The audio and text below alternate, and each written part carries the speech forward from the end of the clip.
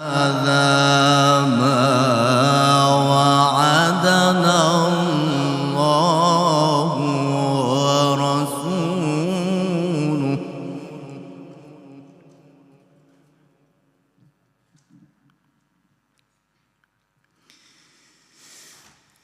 قالوا هذا ما وعدنا الله ورسوله وصدق الله ورسوله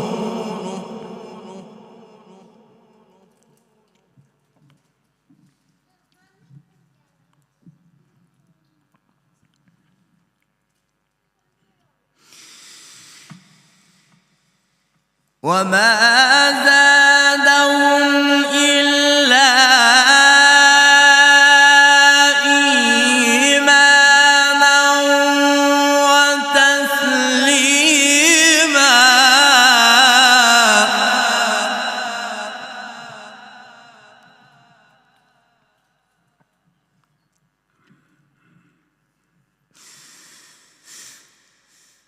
من المؤمنين رجال صدقوا ما عاهدوا الله عليه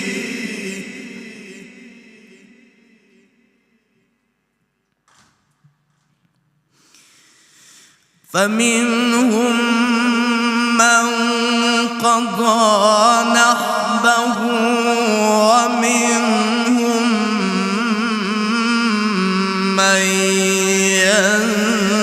ينتظر وما بدلوا تبديلا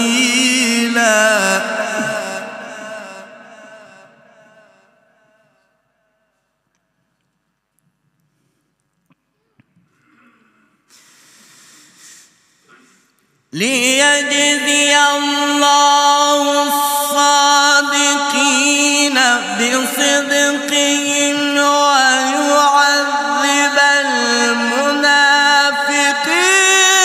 إن شاء أو يتوب عليهم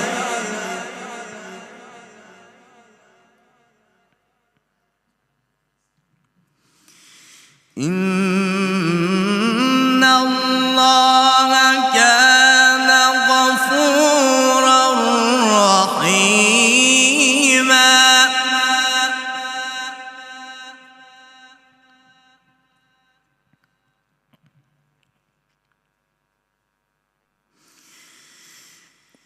ورد الله الذين كفروا بغيظهم لم ينالوا خيرا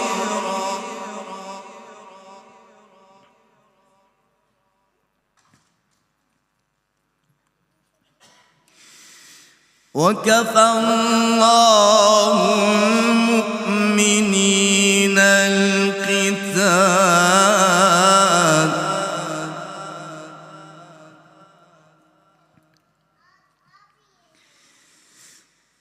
وكفى الله المؤمنين القتال وكان الله قويا عزيزا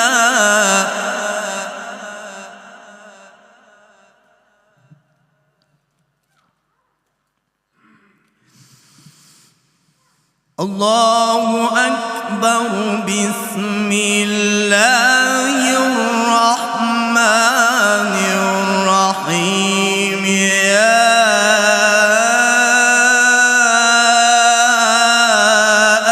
أيتها النفس المطمئنة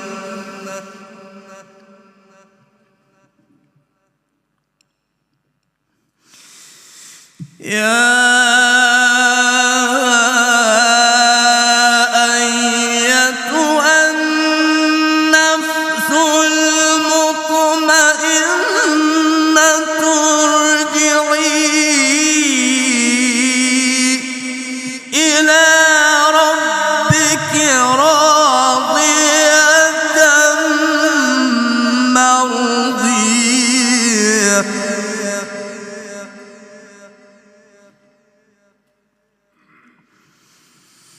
إلى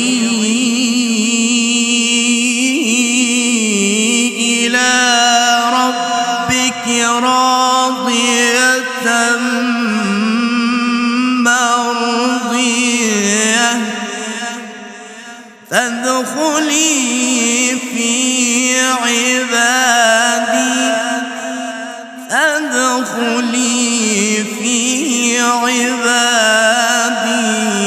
وادخلي جنتي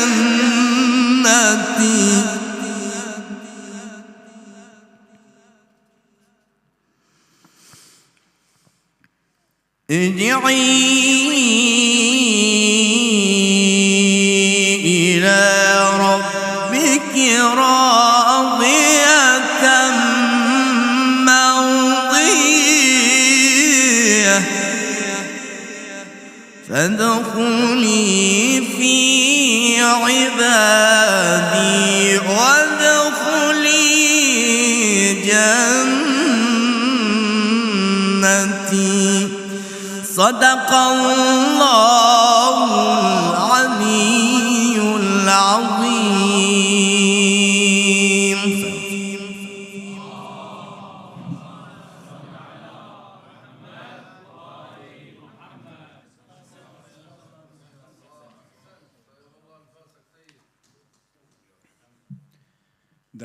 Dersom denne resitasjonen traff ditt hjerte, fra det samme hjertet les den høyeste salavat.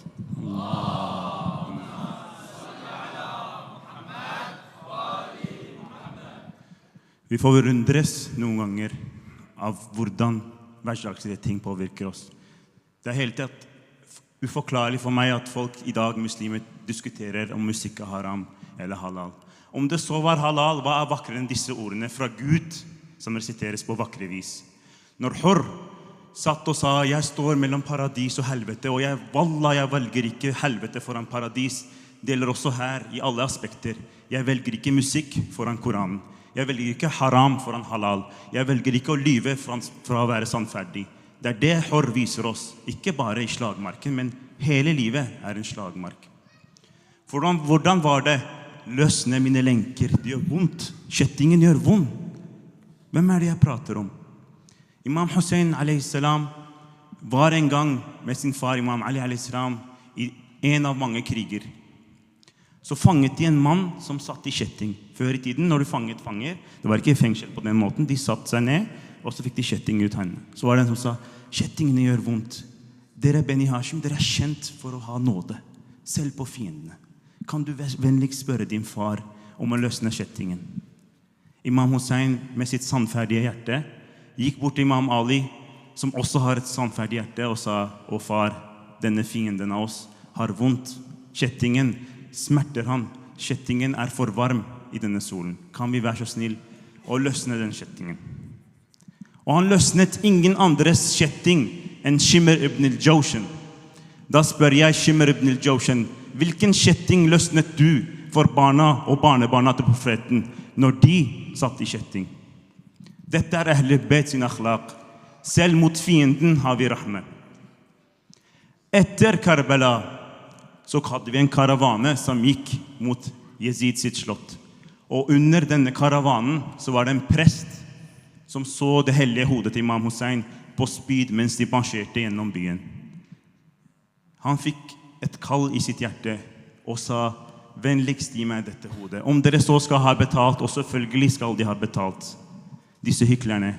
Han betalte dem bare for å få beholde dette hodet til Imam Hussein for en natt, for å pleie dette hodet, for å ivareta dette hodet, for å gråte sammen med dette hodet. Dette var en kristen prest på den tiden.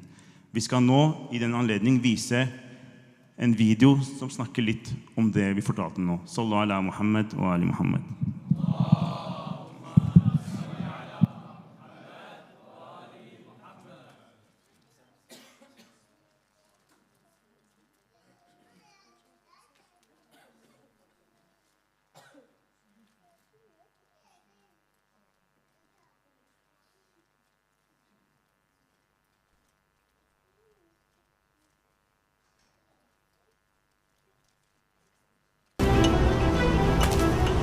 Something that quenches the thirst of knowledge in this open desert.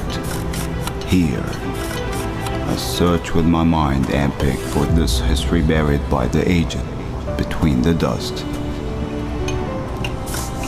I wield in the unknown, between a spear, a great warrior's sword, or simply a passerby, devoid by dust, left to his mortal destiny. Perhaps a silent rock, discovered by misfortune, or is it a stone I may use to knock on an untouched door with, silenced by the years?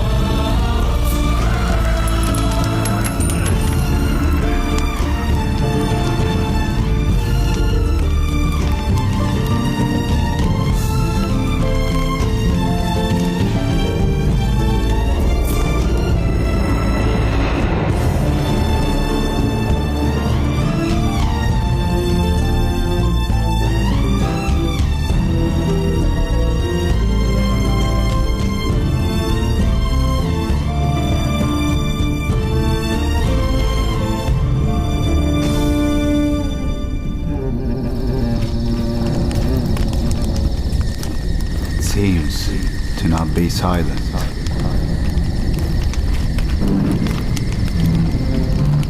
Where will it take me? To look for a grieving tear?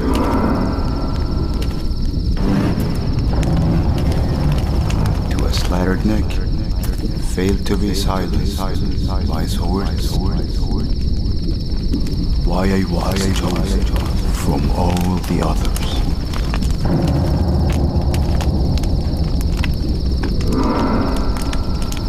Is it knowledge or self-destruction?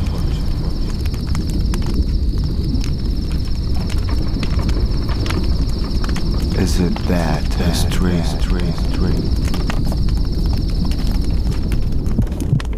whenever it gets closer to me?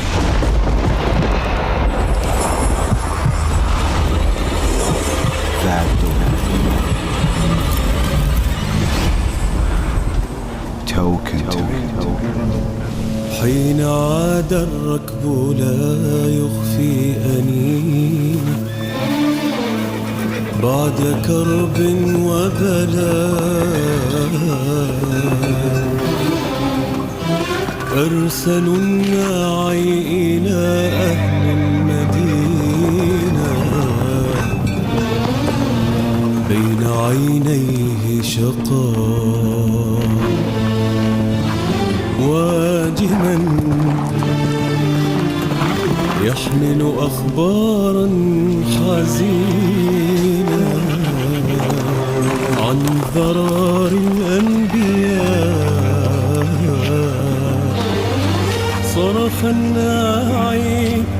صرخ الناعي ومن فوق الضعينة استعدوا للعذاب. أتينا السبط بأحقاد دفينة وثوى في كربلاء.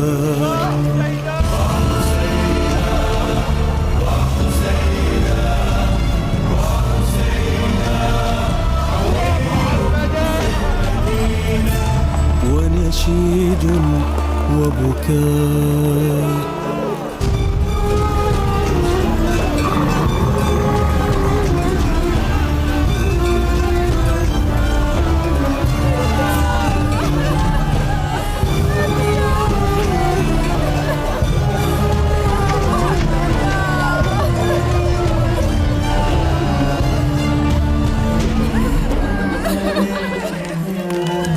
خبروا فاطمة الصغرى العليل عن أبيها كيف مات، وإلى ذاك اليتم لم تلق مثيل في الدنا أي فتاة. عسكر الجيش المعادي بالنخيلة ومضوا نحو الفرات،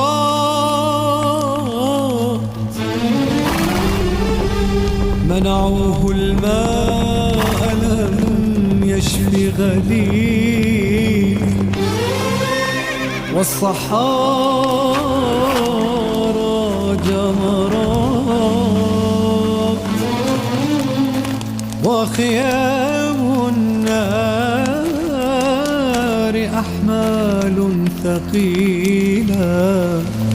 قد مضى الصحب الثقات والعدات والعدات والعدات والعدات والعدات محض أسياف صقيلة، وحسين في الفلات.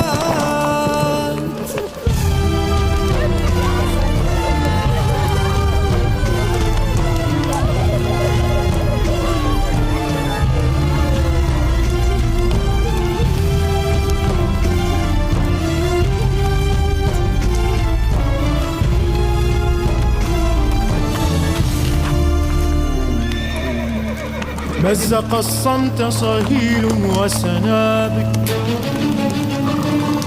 فاستدارت كل عين.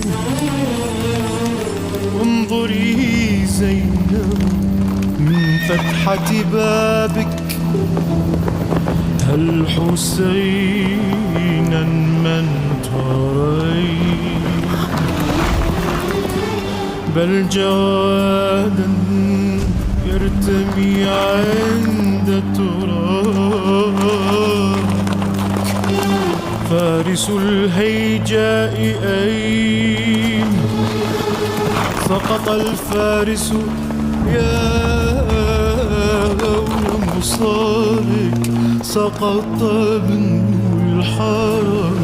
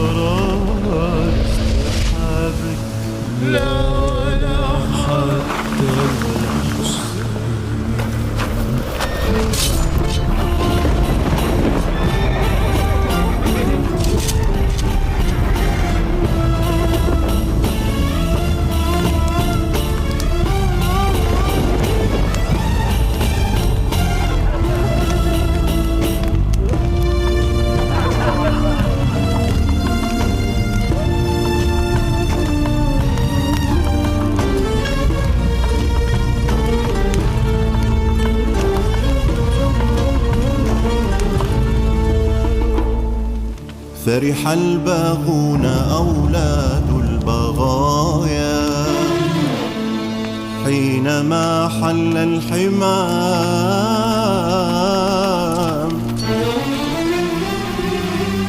ورؤوس الآل قد صارت هدايا من لئام للئام،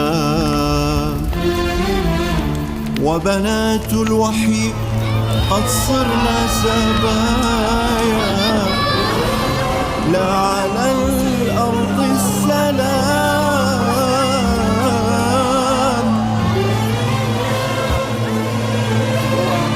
أي بلوى ومصاب ورزايا أي حزن مستدام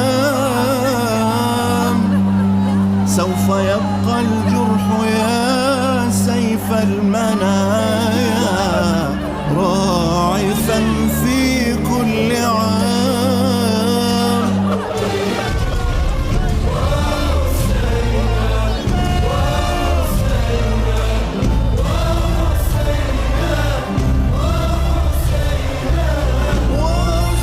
وحسيناه ستبقى للبرايا صرخة للمستضام وحسيناه وحسيناه وحسيناه. Such oppression inflicted on a man, a slattered neck, a crushed chest, his women taken as captives. Peace be upon the Hussein and upon Ali, the son of the Hussein, and upon the children of the Hussein, and upon all the companions of Hussein, and upon the blood of the Hussein.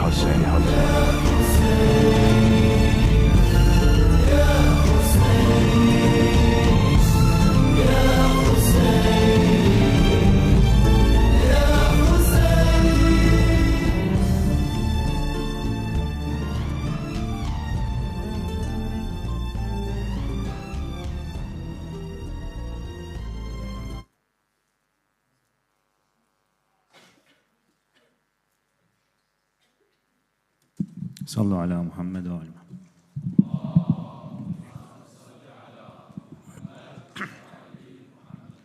Nurun ala nur. En gang så var det en kvinne som pløyde åkeren. Du vet, før i tiden så måtte de pløye med sånne store macheter. Og så passerte en mann forbi, mens hun sa, måtte Gud forbanne Ali, måtte Gud forbanne Ali. Denne mannen spurte kvinnen, og kvinne, hva det som plager deg? Hvorfor forbanner du Ali? Hun sa, Ali, altså imam Ali, drar til slagmarken og kommer tilbake, mens mine sønner og min ektemann blir drept. Her står jeg alene om å pløye åkeren som en eldre kvinne. Denne mannen ble påvirket av hennes ord, og bestemte seg hver eneste morgen om å komme og hjelpe denne ukjente kvinnen. Han kom, hjalp henne med å pløye åkeren, gjorde det som trengtes, og dro. Sa ingenting. «Å, så god mann du er», sa kvinnen. «Tusen takk for hjelpen». Mens hun sa det hver eneste dag. Så fortsatte han og fortsatte. Og samtidig som hun roset denne mannen, så fortsatte hun å forbanne imam Ali. Måtte Gud forbanne imam Ali. Takk for hjelpen. En dag så dro denne mannen ut av kvinnens port, altså dør. Han var ferdig for dagen. Samtidig som han på vei ut, så kommer det en mann inn, som har i familie eller bekjent av denne kvinnen. Og han får sjokk når han ser den mannen gå ut av kvinnens hus. Og så sier han, hva det som skjer? Han går inn til kvinnen, han sier, «Å, kvinne! Hva gjør han her? Hva denne mannens æren?» Hun sa, «Jeg vet ikke hvem det er. Det er en mann som har bidratt her hjemme hos meg med å pløye åkeren hver morgen. Jeg vet hverken hva han heter, hvem han er, men han har et godt hjerte.» Han sa, «Å kvinne, vet du hvem dette er? Dette er imam Ali alaihi salam. Sallu ala Muhammad wa ali Muhammad. Allahumma salli ala Muhammad wa ali. Er dette imam Ali, sier kvinnen. Jeg har forbannet han hver eneste morgen mens han hjelper meg. Jeg trodde det var en annen mann. Hun løp ut av huset etter imam Ali, gikk ned på bakken og ville kysse hans føtter og sa, ja Ali, tilgi meg. Tilgi meg for at jeg kunne si disse ordene om deg. Du er noe helt annet enn hva jeg forutså og trodde. Hva svarte Imam Ali med? Han gikk ned på kverne selv og sa, nei kvinne, tilgi meg. Nurun ala nur, yahdullahu binurihi man yasha. Nur over nur. Gud veileder med sin nur hvem han enn vil. Guds nur, det er imme. Guds nur er ehlel beit. Se og aldri glem at godvilje og godhet vil aldri feile. Hvordan han var tålmodig, på tross av alle disse ordene mot han, fikk han vendt kvinnens hjerte fra å hate ehlel beit og Imam Ali til å bli en tjener og elske ehlel beit og Imam Ali. Med det vil jeg ønske bror Zeygam frem til scenen. Samtidig som vi leser en salawat, så tar vi inshallah en meter frem. Sallu ala Muhammad wa ali Muhammad.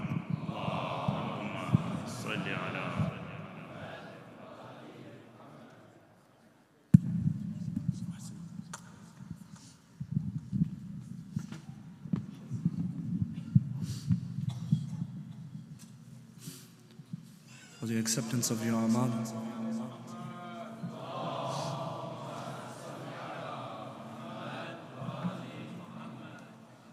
For the acceptance of your amal. For the acceptance of these majalis held in this masjid. For the acceptance of your hajat. Especially for the reappearance of our beloved Imam Sahib al-Zaman. Recite the salawat ala Muhammad wa ali Muhammad.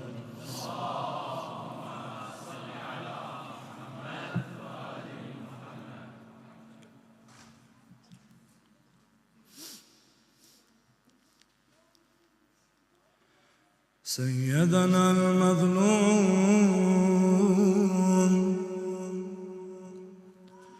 سيدنا الأتشان سيدنا الغريب حسين حسين حسين سيدنا المظلوم سيدنا الأتشان سيدنا الغريب حسين حسين حسين. Can you hear my mother call out your name? Can you hear my mother call out your name? She's bringing water for you, oh Hussein. Can you hear my mother call out your name? She's bringing water for you, oh Hussein. Forgive me for the sake of my mother. In front of Zahra, take away my shame. In front of Zahra, take away my shame. Oh Karbala, from you I'm far away. Oh Karbala, from you I'm far away. All the angels descend, yet here I stay. Oh Karbala, from you I'm far away. All the angels descend, yet here I stay. I'm a servant because of your prayers. There would be no faith without you, Hussein. There would be no faith without you, Hussein. Sayyidana al-Madloom, Sayyidana al-Atshan, Sayyidana al-Qarib, Hussein, Hussein, Hussein. Sayyidana al-Madloom, Sayyidana al-Atshan, Sayyidana al-Qarib, Hussein, Hussein, Hussein. Can you hear your mother call out your name? Ey Bunayya, Bunayya, ya Hussein. Can you hear your mother call out your name? Ey Bunayya, Bunayya, ya Hussein. I forgot the pain of my broken ribs. When upon the spears I saw your head raised. When upon the spears I saw your head raised. I couldn't believe when I held Asghar. Imagine Fatima holding Ali al-Asghar when he was killed. What would she say? I couldn't believe when I held Asghar. From the thirst I could feel him quiver. I couldn't believe when I held Asghar. From the thirst I could feel him quiver. I called out to your dear brother Mohsen. I called out to your dear brother Mohsen. Come here and feed your nephew with water. Come here and feed your nephew with water. سيدنا المظلوم سيدنا العطشان سيدنا القريب حسين حسين حسين سيدنا المظلوم سيدنا العطشان سيدنا الغريب حسين حسين حسين. When Hussein could not carry back Abbas, when Hussein could not carry back Abbas, Fortress if only you could give your wings. When Hussein could not carry back Abbas, Fortress if only you could give your wings. You saw the eyes of Zainab was watching. You saw the eyes of Zainab was watching. As the son of Zahra gave everything. As the son of Zahra gave everything. Oh, the one who's the ark of salvation. Oh, the one who's the ark of salvation. Who was there for you when you needed aid.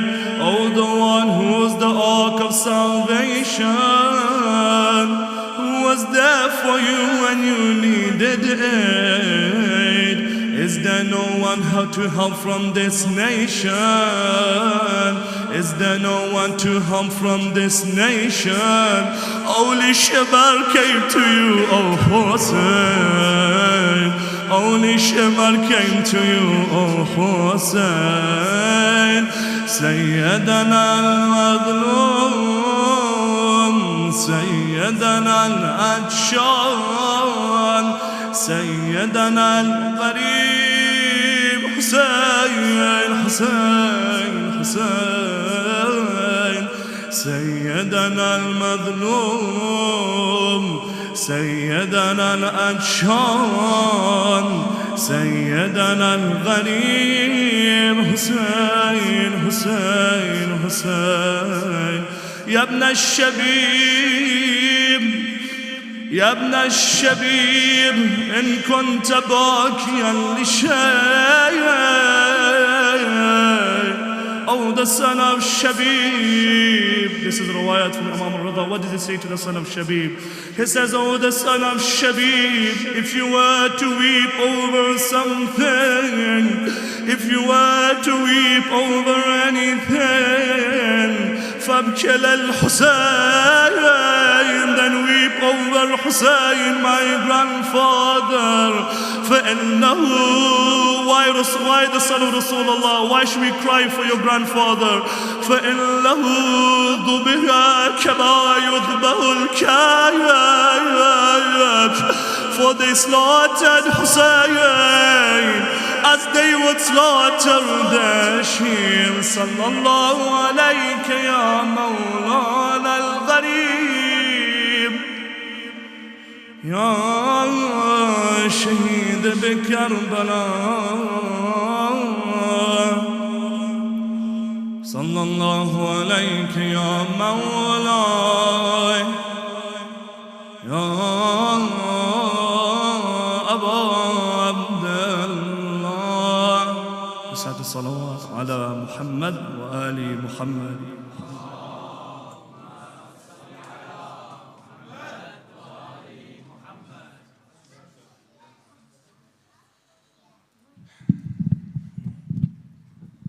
Ahsent.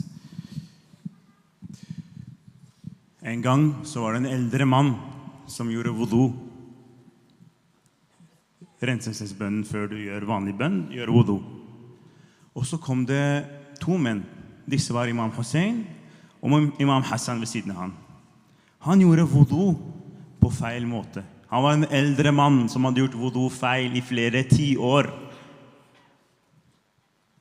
Så sa de til han, å mann, jeg og min bror er uenige om hvem av oss to, altså mellom imam Hassan og Hussein, som gjør wudu riktig. Kan ikke du se på oss og fortelle oss om det er meg eller han som gjør wudu riktig? Meg eller min bror som gjør wudu riktig? Imam Hassan eller Hussein som gjør wudu riktig? Ok, sa mannen. Vær så god. Imam Hussein gjorde wudu. Imam Hassan gjorde wudu. Han oppdager at deres wudu er identisk. Ikke bare det, han sier, Wallahi, ingen av dere to gjør wudu riktig. Ingen av dere to gjør wudu feil. Det er jeg som gjør wudu feil. Dere to har gjort wudu riktig. Sallu ala Muhammad og ali Muhammad.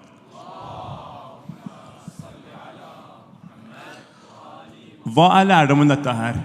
Lærdommen dette her er å være ydmyk når det gjelder å lære våre brødre og søstre bort ting. Ikke du gjør feil, sånn og sånn og sånn. Noen ganger kan du være litt, det vi kaller taktisk, litt ydmyk. Det er ikke sånn tilfeldig, det viser oss at det er ikke en tilfeldighet at disse er Guds utvalgte folk, disse er Ehlul Kisa, disse er de 5 utvalgte, disse er de 12 utvalgte. Det er ikke en tilfeldighet at disse er de utvalgte folket til Gud. Og det er det samme folket Sayyid Makki snakket jo i går om, når han sier at det var harbun ala Allah, det var krig mot Gud. Karbala var ikke krig mot Ahlul Bayt i seg selv bare. Når du kriger mot Guds representanter på jord, du kriger mot Gud. Derfor er Karbala så stort. Derfor er Karbala katastrofe. Ikke bare at kropper og sjeler forsvinner fra denne jorden til den neste, men at du markerer en krig mot Gud. Når du halshugger imam Hussein, du vil halshugge Guds ord. Dette er den vakre reisen Sayyid Makki tok med oss i går, og som skal fortsette på i dag. Ønsk han velkommen med en varm salawat.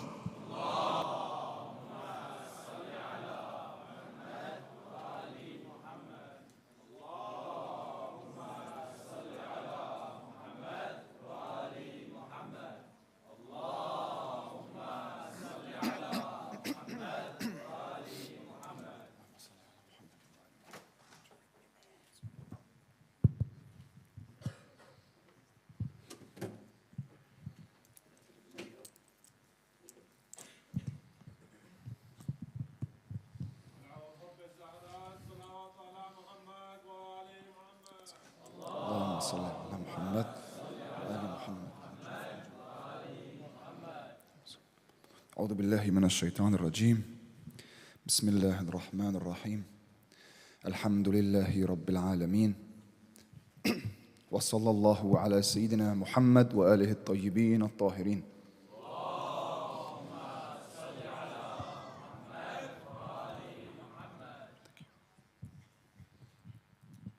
اللهم اخرجنا من ظلمات الوهم وأكرمنا بنور الفهم. اللهم افتح لنا باب رحمتك وانشر علينا من خزائن علومك يا أرحم الراحمين. اللهم علمنا ما ينفعنا وانفعنا بما علمتنا وزدنا علما. My brothers and my sisters, Assalamu alaikum wa rahmatullahi wa barakatuh.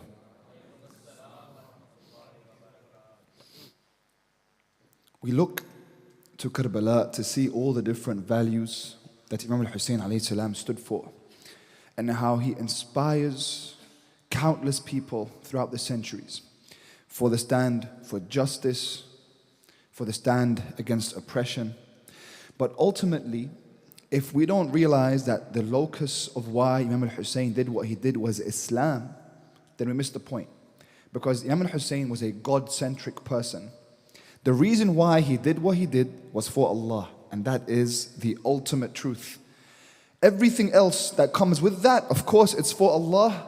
Justice for Allah, standing against oppression for Allah, nahy anil munkar for Allah, but it's for Allah. An action in Islam, the beginning of all action in Islam is the intention, the niyyah. So much so, even your ibadah, the first rukun of your salat, that if you miss it, your salat is not accepted, is if you're not actually intending to pray. So if you're not intending to pray, there's no niyyah there, there's no prayer. You don't intend to fast, there's no fast. Niyyah is the beginning of all action in Islam, in that it has to be taqarruban ila Allah ta'ala. It has to be for God. Everything that Abu Abdullah alayhi salam did was for Allah. So now he's over 60 years old, and this religion that his grandfather had completed and brought forth has now been corrupted by these people. People don't even know what Islam is anymore. People for 80 years were cursing Ali ibn Abi Talib alayhi salam from the manabir of Syria. They were cursing him, and when they were told that he died in his prayer, they said, he used to pray?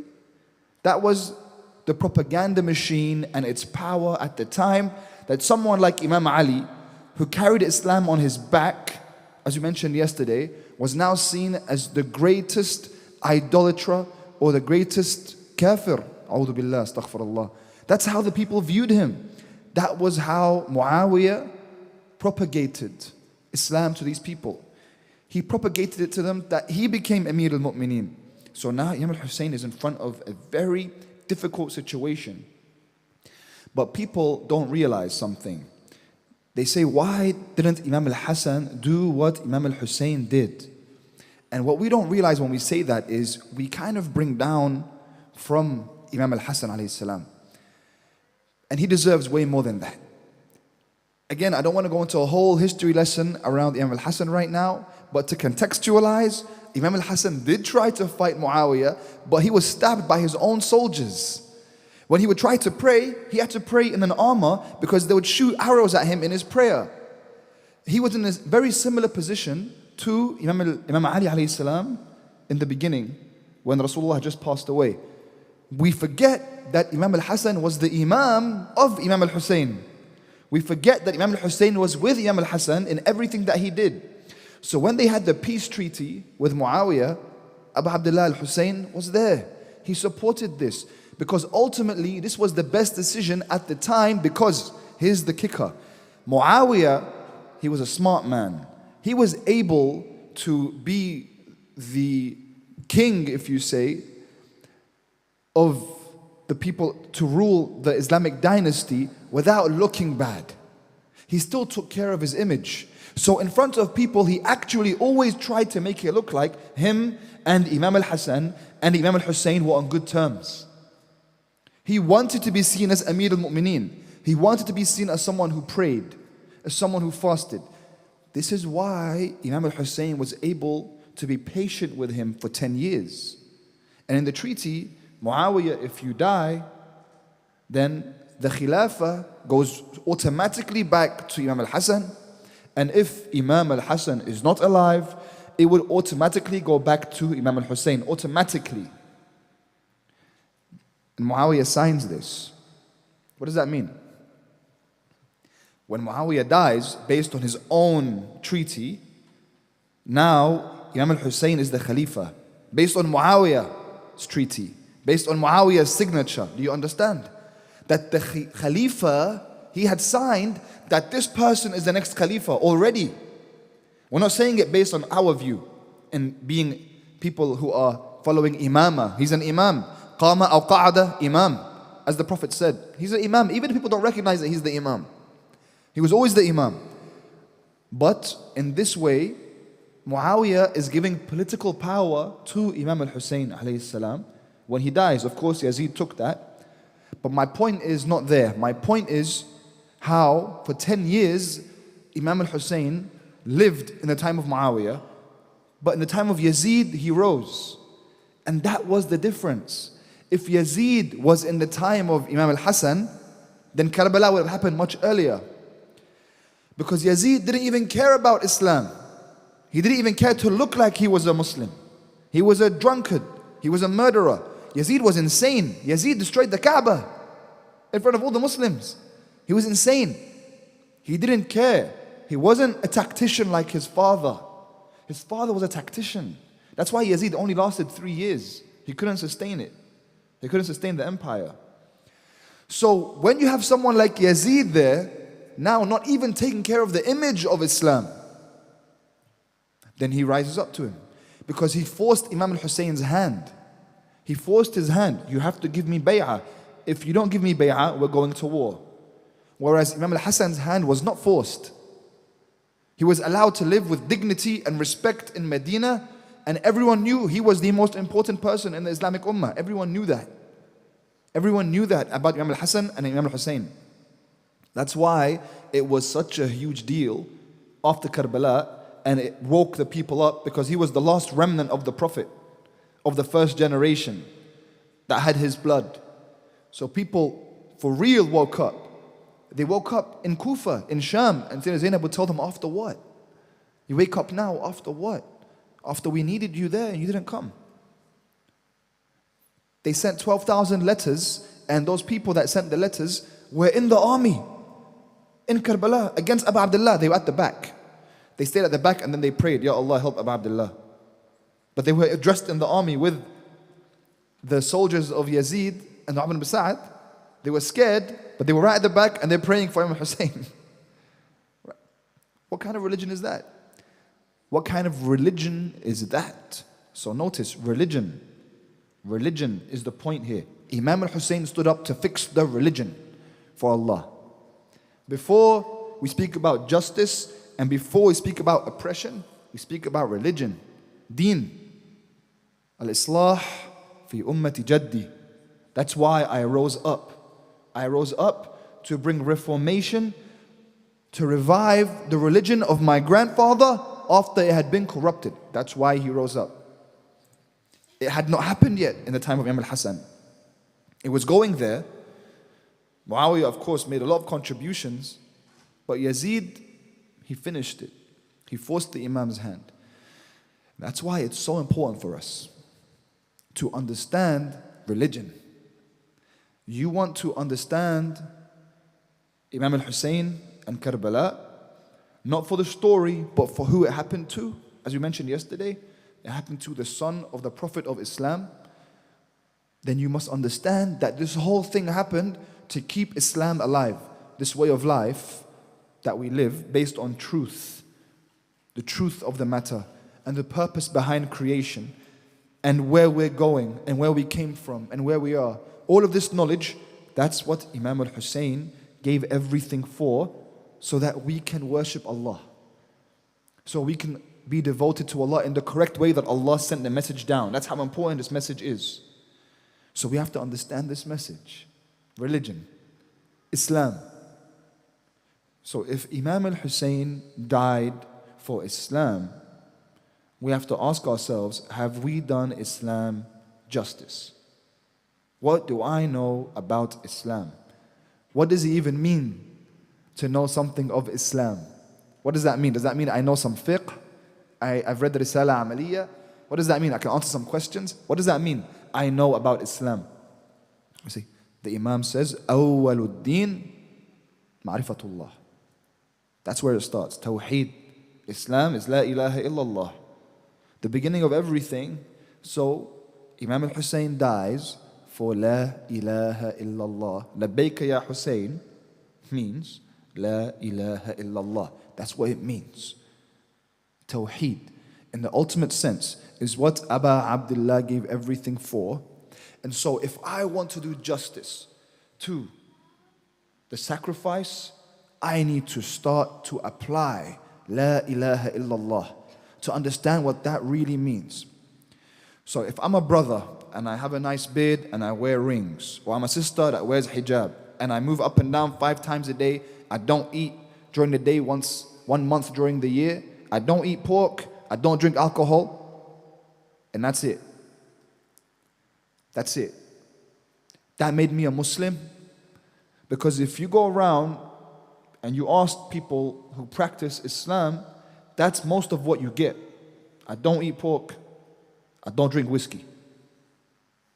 That's it. That's what Imam Hussein died for. So you don't eat pork, there's something much deeper than this outer layer, because if you look at that person that doesn't eat pork, that doesn't drink alcohol, and moves up and down 5 times a day, but you ask him about how he sees the world, you ask him about what he believes, his values, and how he sees the world, you'll find that there's no difference between him and any other person at work or at school, John, Harry, Stacy, Erling Haaland, doesn't matter. Whoever it is, it's the same thing. Even though Erling Haaland's been saying alhamdulillah a lot lately, hasn't he?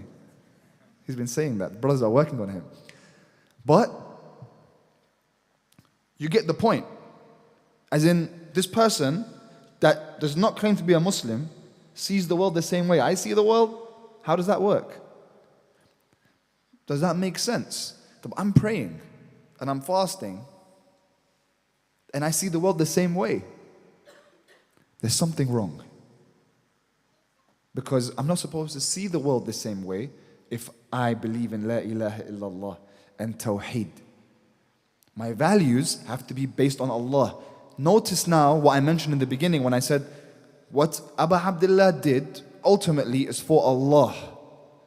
Actions change based on the intention. Your worldview is what I'm talking about here.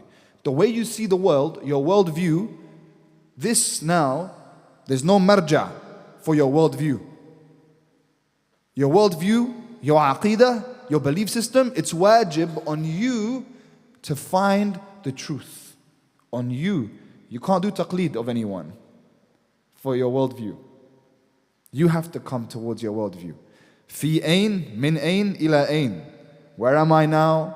Where did I come from? Where am I going? Those 3 questions, you have to answer them. And you can't do taqleed of someone who answered them. You have to answer them. That means you must be a seeker. That means you must read. That means you must listen, engage, think, contemplate, understand. A Muslim is this. Tafakkur and tadabbur. What happened to tafakkur and tadabbur? A Muslim is this. A Muslim is supposed to see the world through the eyes of Tawheed. We have to worship Allah not only by moving up and down. That's the beginning. As some of the ulama say, your prayer, it begins when it ends. Your prayer begins when it ends. Then we see, did it have an effect on you? Are you becoming something? Or are you ticking off a checklist? Do you interact with religion like it's a naughty and nice list and Santa Claus is going to give you a gift after this if you're a good boy or a good girl? Is that how you think religion is? Is that how basic this whole thing is and why we were created and this cosmos and all the mysteries within it? Because of a naughty and nice list? Or is there something deeper and greater, like becoming a glorious human being in the eyes of Allah by being the way that He gave us through these examples, like the Ahlul Bayt, where you realize and live truth and you uncover the secrets. It's a real human life lived. That's why the Imam says it isn't about heaven and hell. That's the beginning point. When you think like that, that's the beginning point. It's okay. Like when you were a child, you thought heaven was something different. When I was a child, I thought heaven was a swimming pool and chocolates. I still think heaven is chocolates. But as you grow, you realize this isn't about a reward or a punishment. When the Imam says to Allah, I did not worship you out of fear of the hellfire, that's the fear, that's the worship of the merchant, the worship of the slave.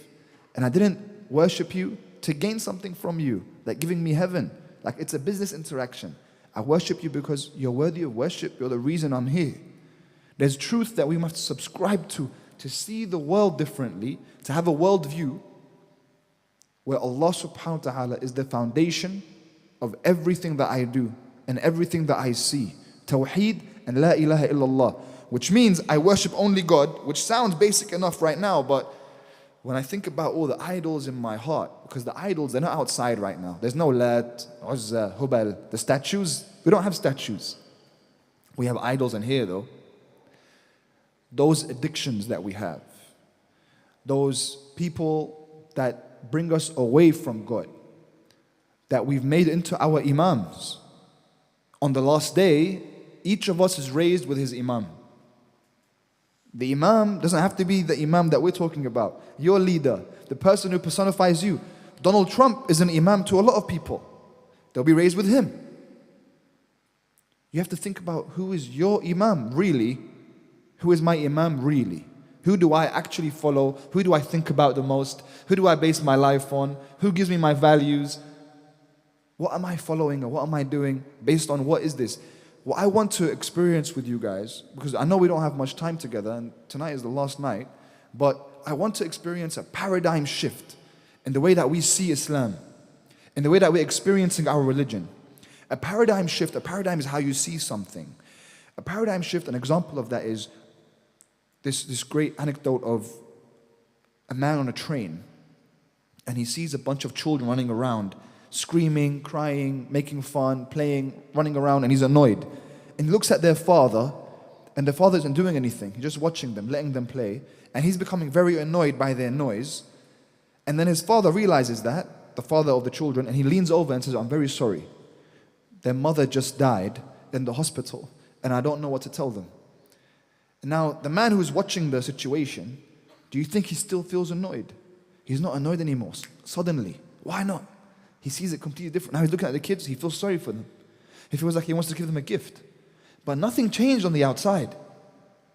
Nothing changed on the outside. They're still playing around, making the same noise. He changed. The way he saw the situation changed.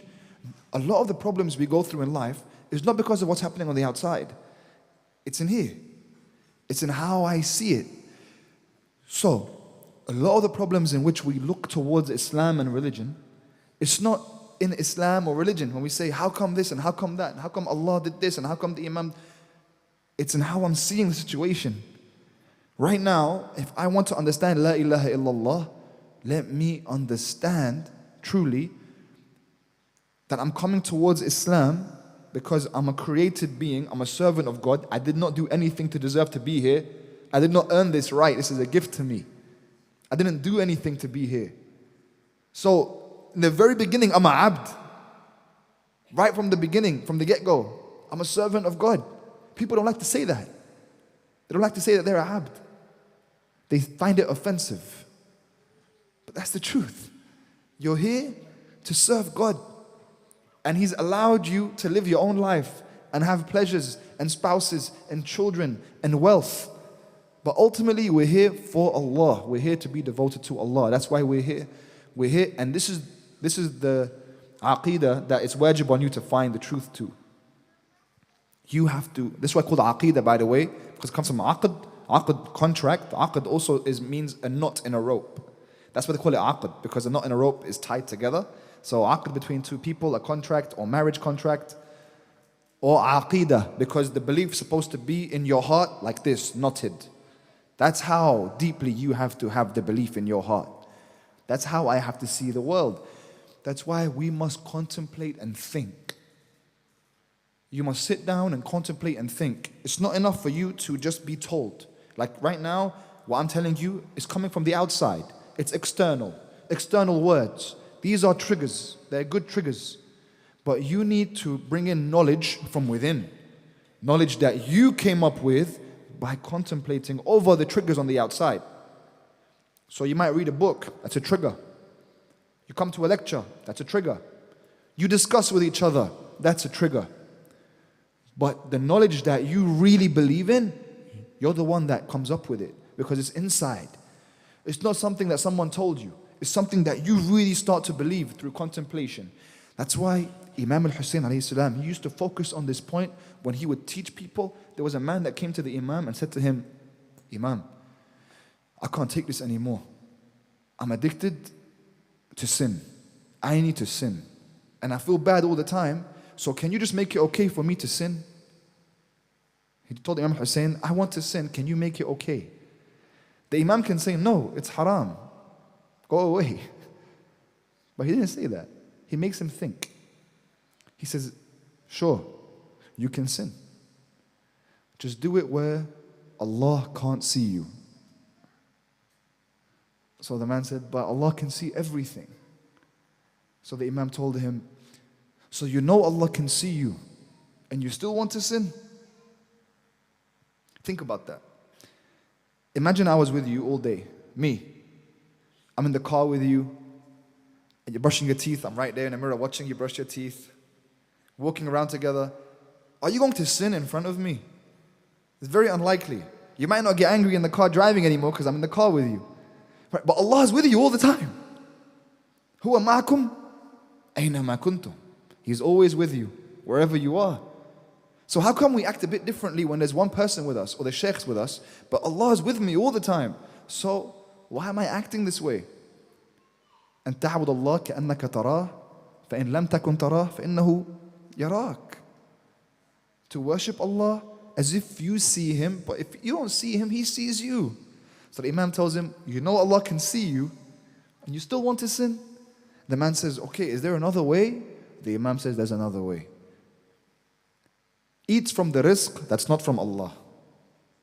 The man says, all the rizq is from Allah.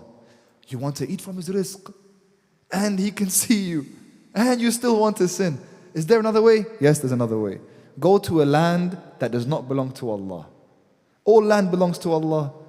Tayyib, you want to live in His land, eat from His rizq, and He can see you. How ungrateful are you? You see how you start to feel. He says, is there another way? There's another way. Yeah, another way. When Malik al-Maut comes to take your soul, say no. Say, I refuse. Just don't go. So the man says, I can't stand up to Malik al-Maut. The Imam tells him, you can't stand up to Malik al-Maut, but you want to stand up to Lord of the Worlds. The man says, Khalas, I won't sin. Why? Paradigm shift. Nothing changed on the outside. Guys, if we're going through difficulty in habits and addictions, and we try to fight this with our willpower, no, I'm not going to do this, I'm going to fight, you can get by for a few months. You can get by for a year or two, but you end up coming back. It's in changing who you are, not in fighting it whilst remaining who you are, but becoming someone that doesn't want to do that. And that's very possible, to work on yourself to become someone that's not interested. Rather than I'm me and I keep fighting the addiction and I keep fighting the haram habit or act. No, I'm becoming someone else. I'm no longer interested. Through a paradigm shift, through how I see the world. Do you see why the worldview is so important? Willpower can only take you so far. Your worldview is who you are. So why is my worldview the same as any non-Muslim? That's wrong. If it's the same as a non-Muslim, there's something wrong in my Islam. I need to understand why I'm here. I need to understand God sees me all the time. That's part of a worldview. So then you change who you are because you believe God really sees you all the time. And you know what's beautiful? Not only when God sees you all the time, but when you start to realize that real Islam is in looking for Allah and seeing God. That when the man asked Imam Ali alayhi salam, can you see Allah? And he said, how would I worship one I don't see? But I don't see Him with these eyes. I see Him with the eyes of my heart. The eyes of my heart. But that heart has to be pure. It has to be sound. It has to be free of blemishes. But if you look around you right now, you look at the world around you. A brother today, he asked me, give me just quickly, summarize for me one piece of advice very quickly in 1 minute. What's the best way to get close to Allah? So I answered, think of the person you love the most. Who is the person you love the most in the world? He said, my mother. Okay. Why do you love her so much? Because she took care of me. She sacrificed for me. She gave me birth. She loves me. She loves you? Yes. Do you feel her love? Yes, I feel her love. I love to see my mother. I feel her love. She loves me and I love her. I said, do you feel that way about Allah? And he thought for a second. He said, you must look at Allah in this way. You must love Allah and look forward to seeing Him and talking to Him. And you must feel that He loves you. Like the way your mom loves you. Because wallahi, He loves you more. Because your mom's love is just a tiny inch of Allah's love. So Allah loves you more. He loves you for real. Do you believe me when I say that? Do you believe me? Allah loves you. Do you feel loved? Ask yourself that question. Wallah, for real. Ask yourself, does Allah love me? Do I feel loved by Allah subhanahu wa ta'ala? And if not, why? Because that's something inside me. Because Allah loves me for real. So what is it that I'm not seeing? Why don't I feel loved? And why don't I love? But I love my mother. I want you to realize now, everyone loves Allah. I mentioned this yesterday. Everyone loves Allah subhanahu wa ta'ala. We just make some mistakes along the way on who Allah is. Because you all love Al-Ghani. It's in your fitrah. You love wealth. Allah designed you in a way that you love wealth because He is wealth. He designed you to love Him. Allah designed insan to love Him so much that you give everything in His way. So you love wealth. But when you're in dunya and shaitan does his tricks and shows you dunya and tells you, money, this is Allah, then you give your whole life for money. Because you think, هذا الغني. You think you found God. You don't realize it because your fitrah is blind.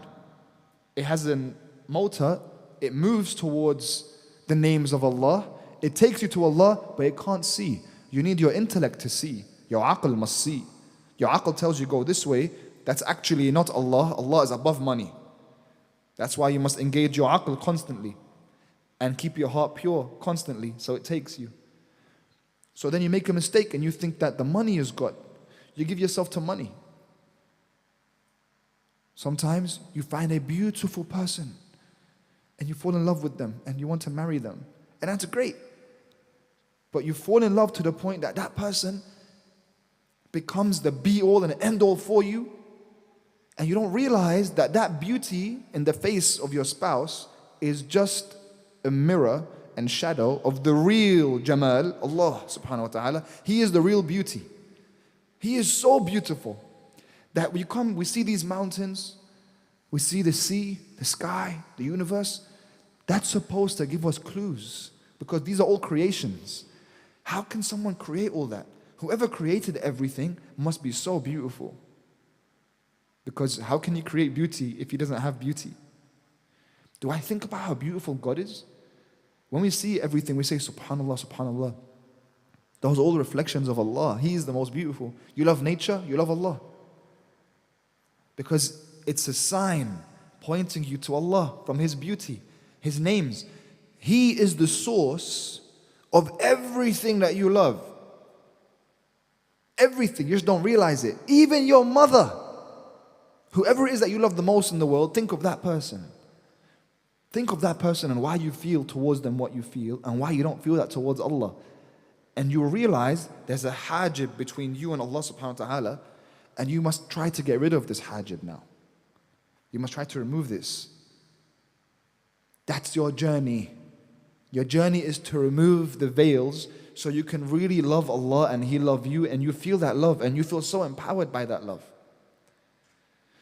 And this is real life. It's not just poetry.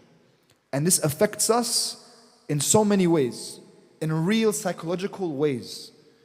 There's a young brother who I mentor. He's in his 20s. Awesome guy. Beautiful brother. He's so good, so kind. He helps the poor. He helps his parents. He's so nice and so pure and so well-intentioned. And he tells me, I hate myself. I say, why do you hate yourself, man? You're great. He says, I always feel negative feelings towards myself.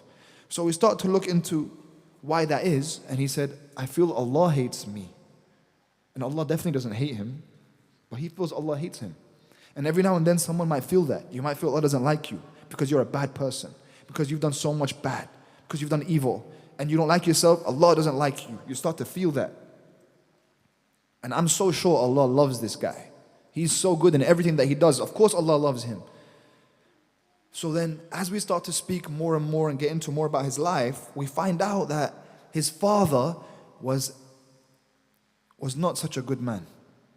He was someone who hurt him a lot. He was someone who called him a lot of names. He was someone who, no matter what he did, notice the following sentence, because a lot of you, I'm sure, have felt this, I'm not good enough. He grew up believing, I'm not good enough, from his father. His father brought him up in that way. And it made sense. It made sense why he doesn't feel good about himself and why he thinks Allah doesn't love him. Because when we're children, and this is a big responsibility on parents, because you're the first person that teaches your kid about Allah. Because when your kid comes up, he looks at you as a parent, and he doesn't know about Allah subhanahu wa ta'ala. He thinks you're Allah. Because you're the one that provides for him. You are the razaq for the kid. You bring him food when he's hungry. You're the one when he's sick. You take care of him. Rahman, Rahim. You're with him in the times you protect him. You're the strong one. Remember when I was a child, I used to watch wrestling, and I thought my dad was the strongest man in the world. And when I'd watch wrestling, I'd see these really strong guys, Hulk Hogan and all these guys, and I'd say, can they take my dad? No, they can't take my dad. My dad's the strongest in the world. My dad's a superhero. My dad's the best. Why do I think that? Because I see that basically this is the strongest in the universe, my dad. But that's my fitrah telling me about Allah, but I'm not there yet. I'm still 4 years old, 5 years old. So I see my dad as the strongest in the world. And then you grow up and you realize your dad isn't the strongest in the world. You grow up and you realize that, and you graduate from your parents' house, and now you move, the paradigm shift occurs, where you realize, Allah is the strongest in the universe. That's real strength. That's where strength even comes from. Huwal qawi. What happens if the parents treat you badly then? If you have all this hope in your parents, and then they deprive you, and they hurt you, and they call you names, then you grow up, and when you graduate, and you move into your path with Allah, you start to see Allah a little bit differently. You might not be able to look past your parents, because your whole life you've been hated by the symbol of God in your youth. So when you came towards understanding God for real, you couldn't get past the layers that you created as a child. So your whole life you grow up, you don't know, you're still praying, you're doing everything, but you don't feel love. That's just one example. It can be several different examples. Certain hardships, different traumas. We have different traumas. They affect us differently. They affect the way in which we see the world. They affect our worldview.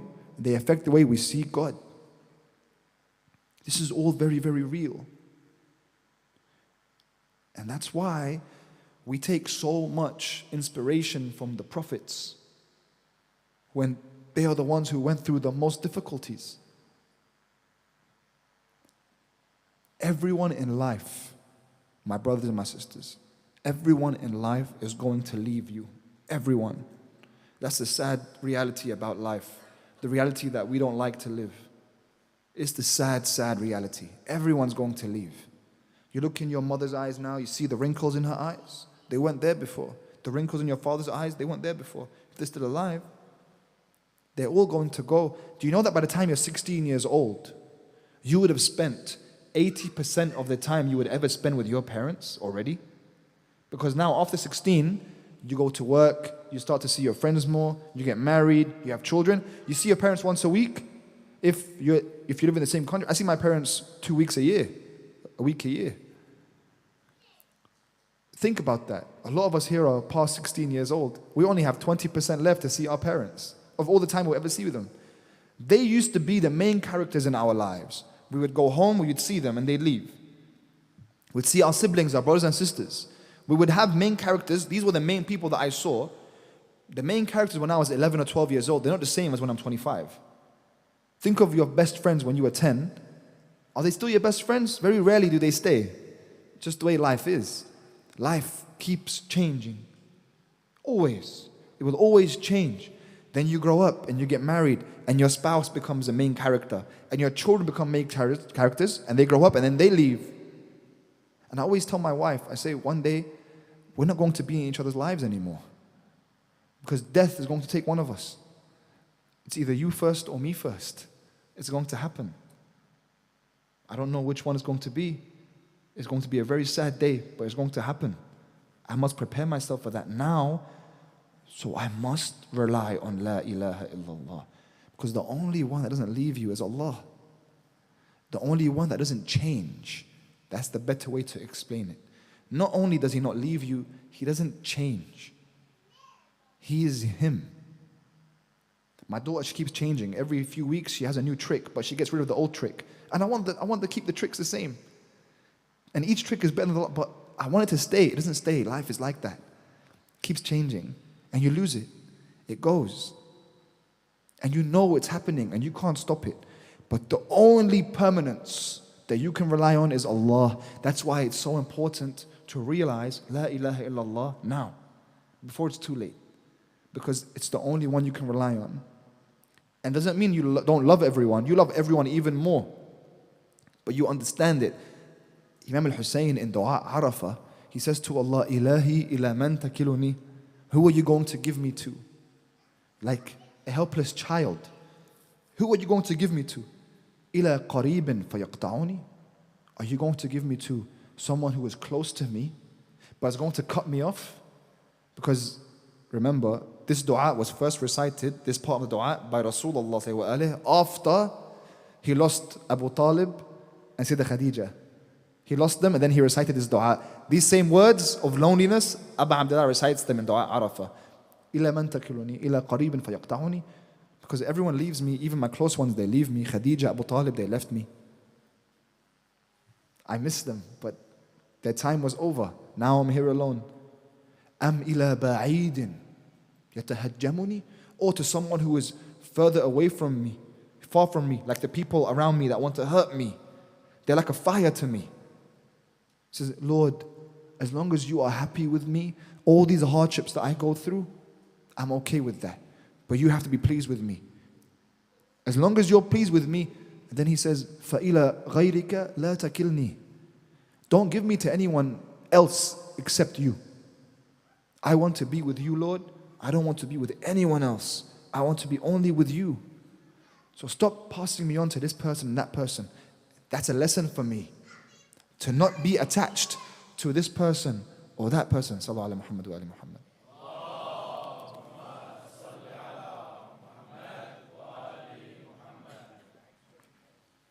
That's a lesson for me. Not to be attached to this person or to that person. La ilaha illallah is detachment from dunya, attachment to Allah. Ilahi habli kamal inqita'i ilayk. Cut me off from everything other than you. Then I love everyone through you more. We're not saying we don't love anyone. We're saying we love through Allah more. But you have to realize to see Allah around you. Tauheed and everything. You're looking around for God. You see someone beautiful, think of Allah. You see knowledge, think of Allah. Strength, think of Allah. All of this is from Allah. Your very life, think of your life. You are someone who is alive. Look at a fly right now. A small fly, they can't replicate a fly. A fly, it has life. You can't make life. Ex nihilo. You can't bring life from nothing. You're alive. And that's a miracle in itself. Allahu al-Hayy, the source of all of life, breathed into you. You have that inside you. To feel Allah closely. Yes, He's closer to me than my jugular vein. If I don't understand that, I haven't fully understood La ilaha illallah. This is Islam. Islam is to see the world through these eyes of Tawheed. It's La ilaha illallah. The reason why we can't feel it, the reason why we're not receiving, Allah's giving everything. Allah's all generous and all powerful. وَهُوَ دَائِمُ الْفَضْلِ عَلَى الْبَرِيَّةِ. He's always giving. He's abundant. And He's all generous. He's Kareem. Then I think, well, why am I not receiving? Is He holding back? No, He can't hold back. He's Allah. He doesn't hold back. He gives. I am not allowing myself to receive the abundance because of what I've been through or how I think. How can you ever be angry at the ocean if you only take a cup's worth of water to the ocean? If this is all you get from the ocean, that's the cup you brought. You can't get angry at the ocean. Bring a better cup. Bring a larger container. Because your container, by the way, Imam Ali alayhi salam says, كُلُّ وِعَاءٍ يَضِيكُ بِمَا جُعِلَ فِيهِ إِلَّا الْعِلْمِ إِنَّهُ يَتَّسِعُ. He says every container, it becomes full with whatever you fill it up with. When you fill it up with something, it will become full. Except the container of knowledge. It expands. It keeps expanding. That's why Musa said, Rabbi, zidni ilma. He didn't say, zid ilmi. Zid ilmi, increase my knowledge. Zidni, increase me in knowledge, ilma. It's different. You see why you must learn Arabic? When we read Quran in Arabic, it's different. Zidni ilma. Increase me, I expand. I expand. So I'm becoming. When I said you must become someone that's not interested in sin, you must become someone, and this is very possible, to become that type of person. Let me give you an example. When I say the word khanzir, you don't feel attracted to that. You don't feel, I want a nice khanzir sandwich after this. It's not very tasty to us. We're not very, we don't salivate. It's pork, not really. So, you are ma'soom from pork. You don't even feel it. You're not interested. That's what I mean, you're not interested. You're not fighting it like music.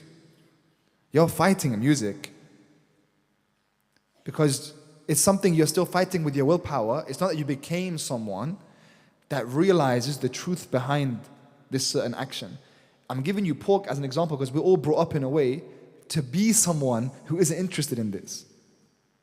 So you can program yourself to become someone that does not want a certain thing. Not just I want it, but I'm trying my best not to look. I'm trying my best not to do. I'm trying my best not to. It's not about fighting against it. That's good. That's at the first level. We should be, that's jihad al-nafs. But the level above that is, I don't even feel any interest towards this. I want to receive from God, so I have to open my hands. I have to receive. And when you want from Allah, Allah will give you. That's all that's required. If you say, okay, how? How do I do this? You must want it. For real want it though. That means you're ready to sacrifice. You know what you must sacrifice. You already know what that is. Maybe you're not ready to give that yet. You know what's blocking you. When you want, Allah will give you. Inna Allah yahdi man yasha. Allah guides who He wills. Allah also guides whoever wants to be guided. If you don't want to be guided, you will never be guided. Even the Prophet will not guide you. Imam Mahdi cannot guide you because you don't want it. But when you want it and you come to the ocean and you bring a large container, break the container, swim in the ocean, then Allah will give you. You must want it. And the way to want it is ask yourself the following question constantly. Ya Allah, what do you want from me now? I must constantly ask myself this question in every moment, every day. If you live this way, you live a life of taqwa. Ya Allah, what do you want from me now? And whatever it is that I'm doing, in a situation with friends, with the enemies, and whatever it is, and I have to look for the answer. Lord, what do you want from me? What do you want from me? And so I'm always talking to God. I'm always living with God. And Allah is there with me, and I'm with Him. I'm constantly thinking about Him, like Imam al-Hussein taught that man, tafakkur and tadabbur. He sees you. This is his land. This is his food. You're living it. Live in a relationship with Allah, a relationship of love, where you really believe and you feel that, and that's the path. That's the path. That path of love. Rasulullah, he was Habibullah. Habibullah. The other prophets were known as Khalilullah Ibrahim, Kalimullah Musa, Ruhullah Isa. Rasulullah was Habibullah. He was Habibullah, the beloved of Allah, the path of love. But then we have hadiths in our tradition that tell us the path of love is not easy. Inna habballah abdan ibtalah. When Allah loves you, you will be tested and you will go through trials and hardship. That's one of the qualifications. That's one of the ways that the caterpillar becomes the butterfly. Just when it thinks the world ended, it has wings. You must go through hardship. And my cousin once, she asked me, Hassan, is this true? When Allah loves you more, when you love Allah more, when there's love between you, then there's hardship? I said, yes, this is true. She goes, khalas, I don't want to get close anymore. I said, okay, fair enough, that's your level. You don't want to get too close, that's your level. But if you want to be like the prophets and the Ahlul Bayt, and you want to go down this path, and life is going to be so hard anyway, then how can you not take the path of love? You've lost if you haven't taken the path of love. That's why Karbala is such a treasure for us. treasure, wallah. I was mentioning to the brothers today how when we're sitting down crying, and someone from outside, if they came inside and saw us during the majlis in the middle, right at the peak, when we're all into it, and they say, who died? What happened? Someone close must have died. We say, no, someone died 1,400 years ago. Not only do they not believe you, they don't understand at all. It's not believable to them. They can't fathom that. But we really feel that. We really feel, bi abi anta wa ummi. We really feel it. That is the highest levels of spirituality. And it's a gift because we can channel that into all the different difficulties in our lives today. We channel that. And we live differently when we do that because we have different eyes, a different paradigm, and a different worldview. We're living differently. We see the world differently. So the hardships are going to come. That's why right now with Karbala, something that my friends and I do every year, we try to think about, or more, it's every generation. Think about who you are during this phase of your life in Karbala. I was speaking to children at school in another community, and they were all 13 years old, 12 years old, 13 years old, boys and girls. I sat with them, and I said, guys, how old are you? 13, 12. I said, in Karbala, who were you in Karbala? They said, oh, Sukaina and Qasim. So, okay, now think like Sukaina and Qasim. You're in that stage of your life, and put yourself in Karbala in their shoes, and feel that inside you.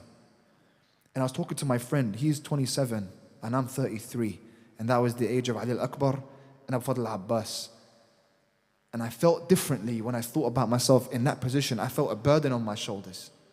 And so did he. And then we thought about our teacher, and he's 60. And we said, Imam al-Hussein.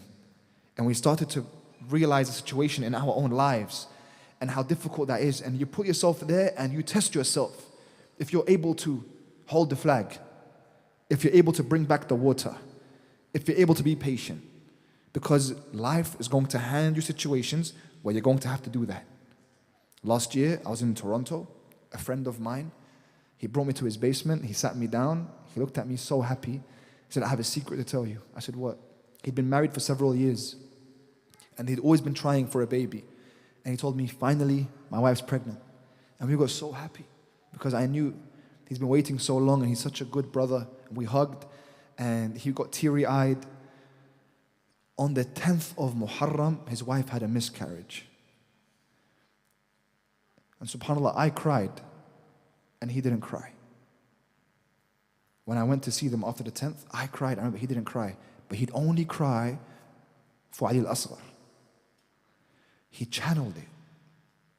He changed his tears. Just now, the narration we were speaking about, if you're going to cry, cry for Abu Abdullah. You can channel the tragedies in your life through the tragedy of Karbala, and you become someone so God-conscious, and you see Allah in everything. It's going to come at you in tests when you least expect it. When you least expect it, you're going to have to make a decision. And it's a very big decision. Many years ago, when my wife and I, we first got married, I received a call, and I picked up the phone. It was my wife, but as I picked up the call, it was a man's voice on the phone. And he said, is this Hussein? I said, yes. Who's this? He said, your wife's been in a car accident. This was the first year of our marriage. We had only been married for a few months. Imagine, in Lebanon, we're alone, and he told me where they were, so I ran. I ran at night. It was raining, and I saw my car was totaled, crashed. I couldn't believe it. And I was in denial, like this isn't happening to me. It's not my car. It was my car. Life comes at you very fast when you least expect it. And there's all these people gathered around in an ambulance, and I come and I see my wife's on the ground. And there's blood everywhere, and she's not responding to me. And I'm so scared. I've never been so scared. I thought I was going to lose her. We put her in the ambulance, and we're going to the hospital. And in my mind, the first person is Sayyidah Zainab, alayhi salam, because how did she stand and go through this again and again and again and again in the same day where the heads of her beloveds were mutilated in front of her and then carried? And I felt at that moment I had to make a decision between two things. And this decision that we all have to make when tragedy strikes us, we say either, Ya Allah, why me? Ya Allah, why? I'm a good person. Why me? Why'd you do this to me? Or you say, Ya Allah, taqabbal minna hadha al-qurban. You say, Ya Allah, accept from me the sacrifice. Ya Allah, as long as you are pleased. Khudh hatta tarda. It's different. You're different.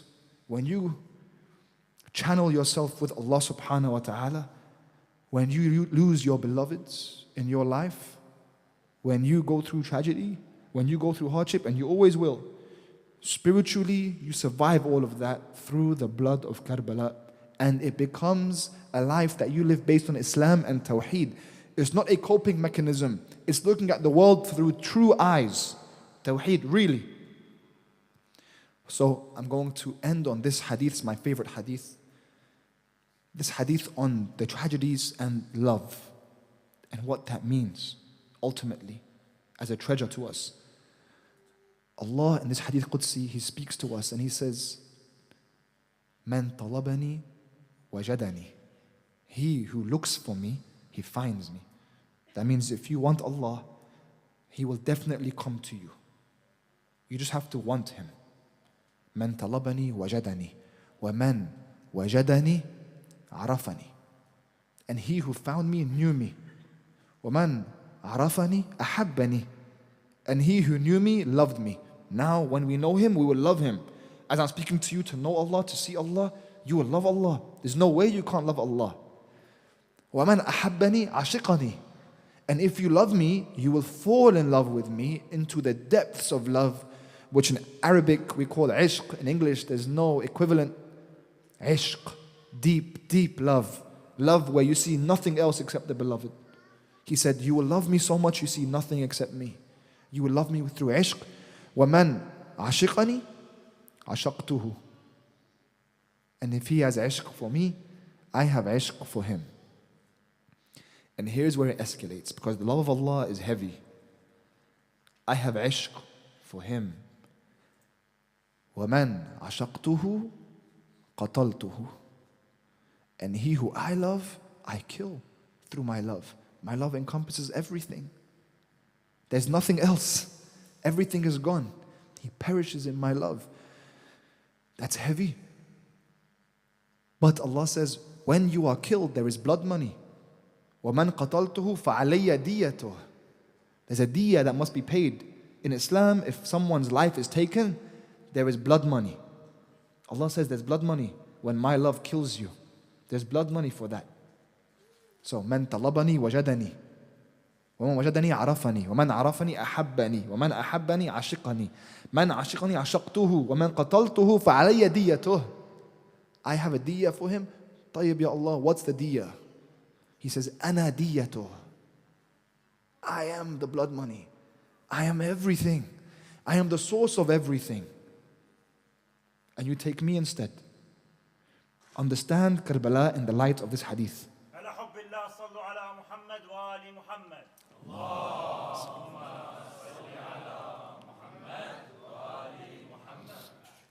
Imam al-Hussein gave everything for Allah. He was so in love with Allah. And through the love of Allah, Imam al-Hussein's life was taken. And Allah gave Imam al-Hussein everything. Everything. والحمد لله رب العالمين وصلى الله على سيدنا محمد وآله الطيبين الطاهرين.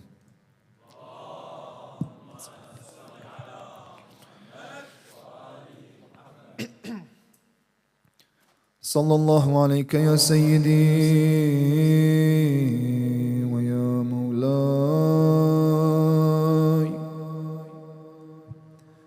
يا ابن رسول الله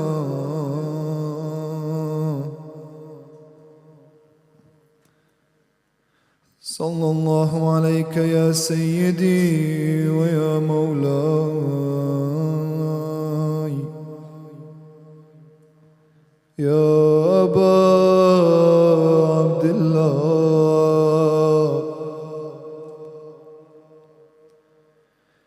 يا مظلوم يا غريب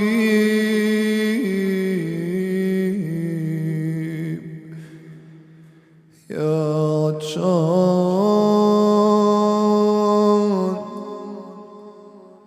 يا ليتنا كنا معكم سيدي فنفوز فوزا عظيما.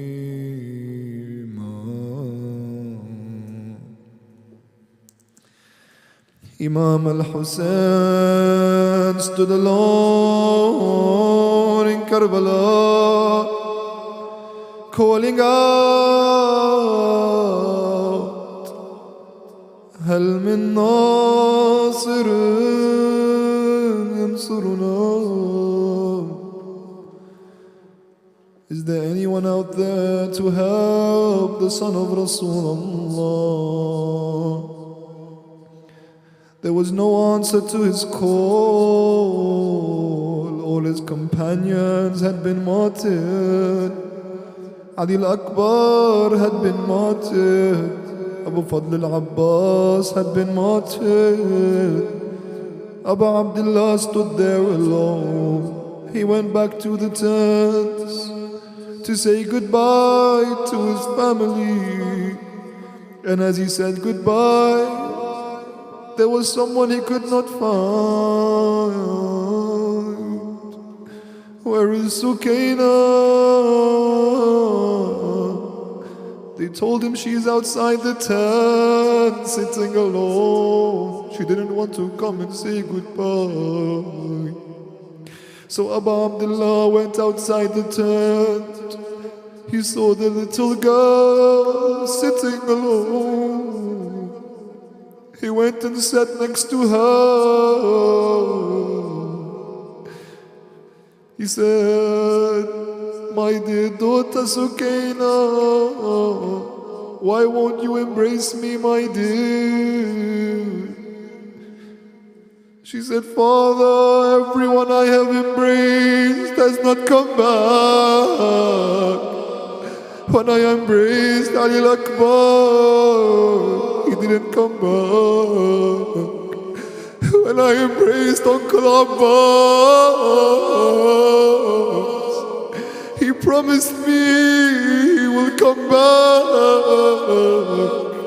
And he didn't come back. Father, Mama, if I embrace you now, will you come back? Imam al-Hussein told her, Sukaina, you bring so much pain to my heart when you think I'm not coming back. Come towards me, my dear. As he hugs her, she takes his hand and puts it on her head. Mama, this is what I saw you do to all the orphans. You put your hand on their heads. Now put your hand on my head. For I will be an orphan. When the battle was over and Dhul Janah came back to the tents without his rider, and Sukaina saw her father did not come back. Instead, the man ran through the tents. Children ran from side to side. The fires burned and they would scream the names of the heroes of Karbala.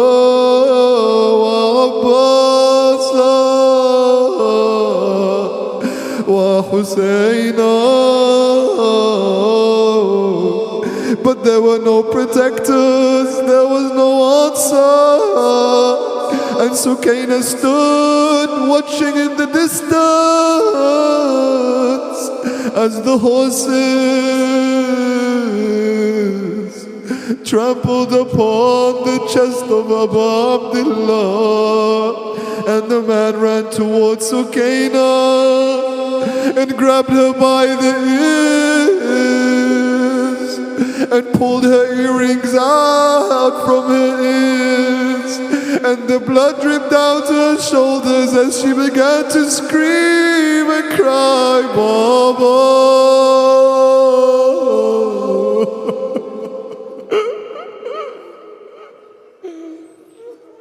Baba, your daughter is bleeding from her face. The roads of Sham was so difficult for the Ahlul Bayt. Zainab had to keep the children together the entire time. But she herself went through so much pain when she would look upon the spear and see the head of Hussein. Brother, how can I look upon your face upon that spear? In the middle of the night, she saw a figure come close with a scarf wrapped around his face. The more he approached, she steadied herself, realizing this was a vision, realizing she's seeing her father. As he removed the scarf, she saw Haidar. And she said, Father, why do you come now? Why didn't you come when they cut off the arms of Abbas? Why didn't you come when they sat on the chest of Hussein? Father, they didn't give us a drop of water for days. Father, look at my face, look at my back. Your Zainab has been whipped and struck. Why didn't you come when they were striking me, Father?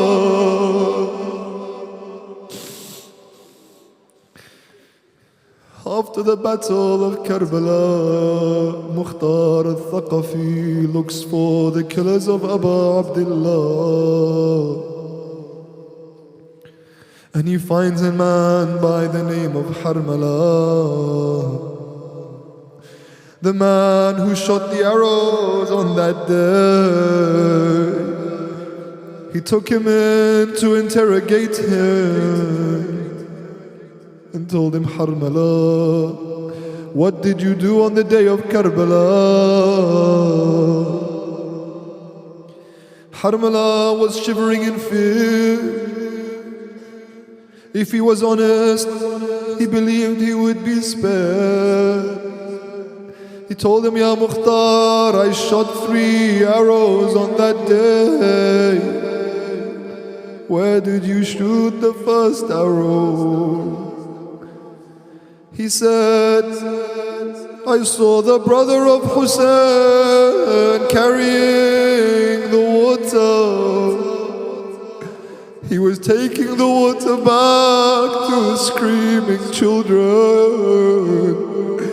The men had gathered around him and cut off his arms.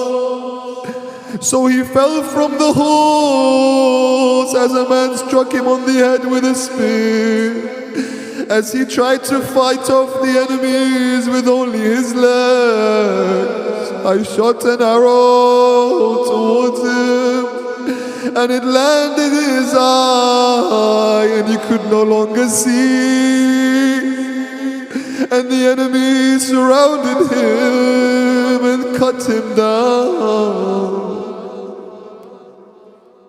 Where did you shoot the second arrow? He said, the second arrow I shot when Hussein was alone fighting. He was defeating our soldiers, so I took a 3-pronged arrow filled with poison and shot it towards the chest of Hussein. Where where did you shoot the third arrow? He said, Mukhtar, the third arrow, there was a baby.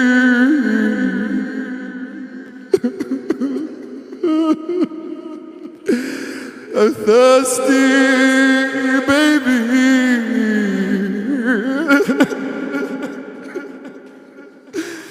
There was a baby with no water. The soldiers began to dispute. Omar ibn Sa'd told me to shoot the arrow.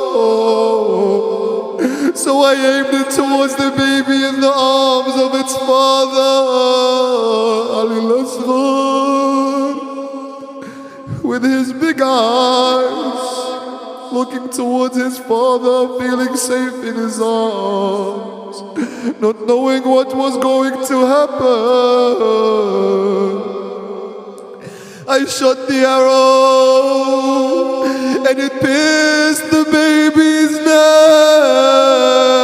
from ear to ear, and the blood dripped out onto the arms of his father, and he flapped his arms like a slaughtered bird.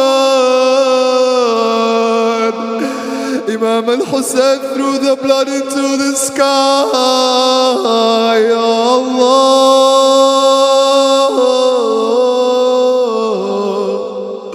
do you see what they have done to the son of your prophet?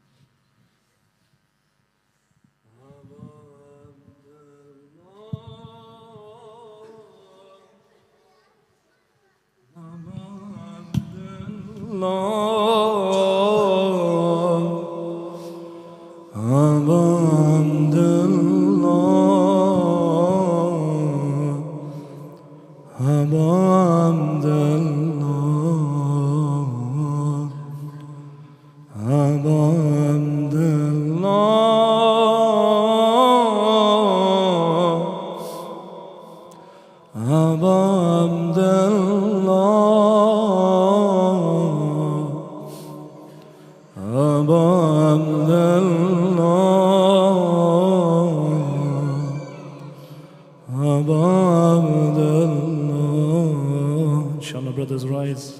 Lament for Abu Abdullah, for the family of the Ahlul Bayt. Abu Abdullah,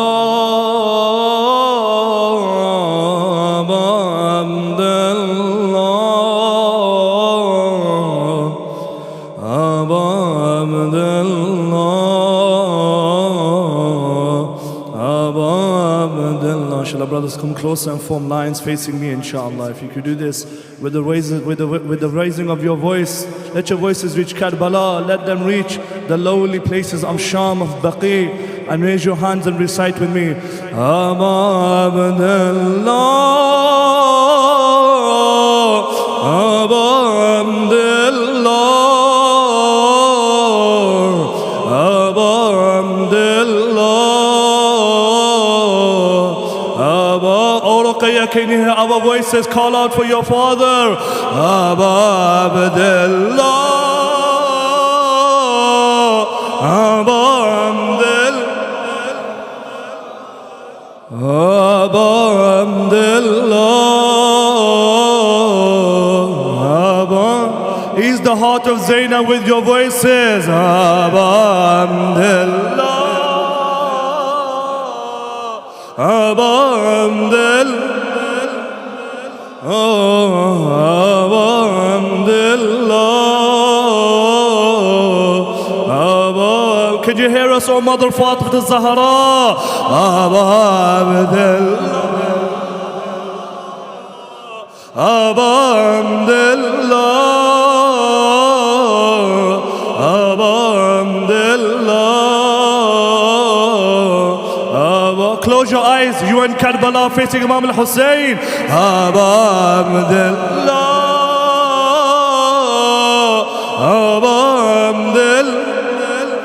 MashaAllah, MashaAllah,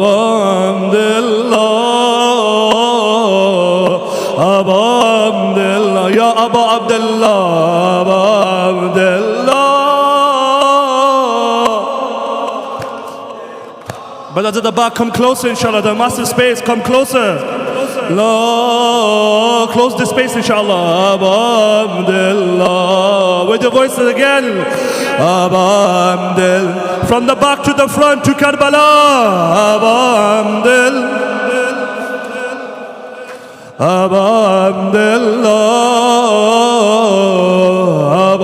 Abdullah. Again with your voices, my brothers. Abdullah.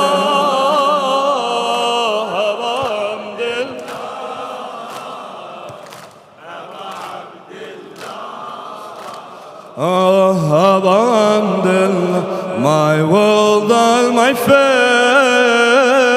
my world, all my faith, I find in your place. My world, all my faith, I find in your place. I only find heaven when I walk your way. In my chest engraved your sorrows, Hussein. In my chest engraved your sorrows, Hussein. I am beating my chest just to ease the pain. Sarallah Hussein, Sarallah Hussein, Sarallah Hussein, Sarallah Hussein, Sarallah Hussein, Sarallah Hussein, Sarallah Hussein. With your voices, Sarallah, MashaAllah, MashaAllah, Sarallah. Sarallah Hussein, Sarallah Hussein, Sarallah Hussein, Sarallah Hussein.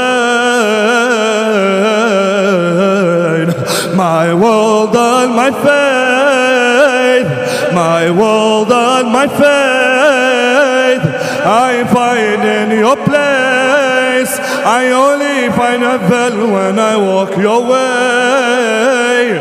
In my chest engraved your sorrows, Hussein. In my chest engraved your sorrows, Hussein. I am beating my chest just to ease the pain. Sarallah Hussein, Ya Abu Abdullah. Sarallah Hussein, Sarallah Hussein, Sarallah Hussein, Sarallah Hussein, Sarallah, Sarallah Hussein, Sarallah Hussein, Sarallah, Sarallah Hussein, Sarallah Hussein. Oh, you get time, my brothers, with your voices. Sarallah, MashaAllah, Sarallah, Sarallah Hussein,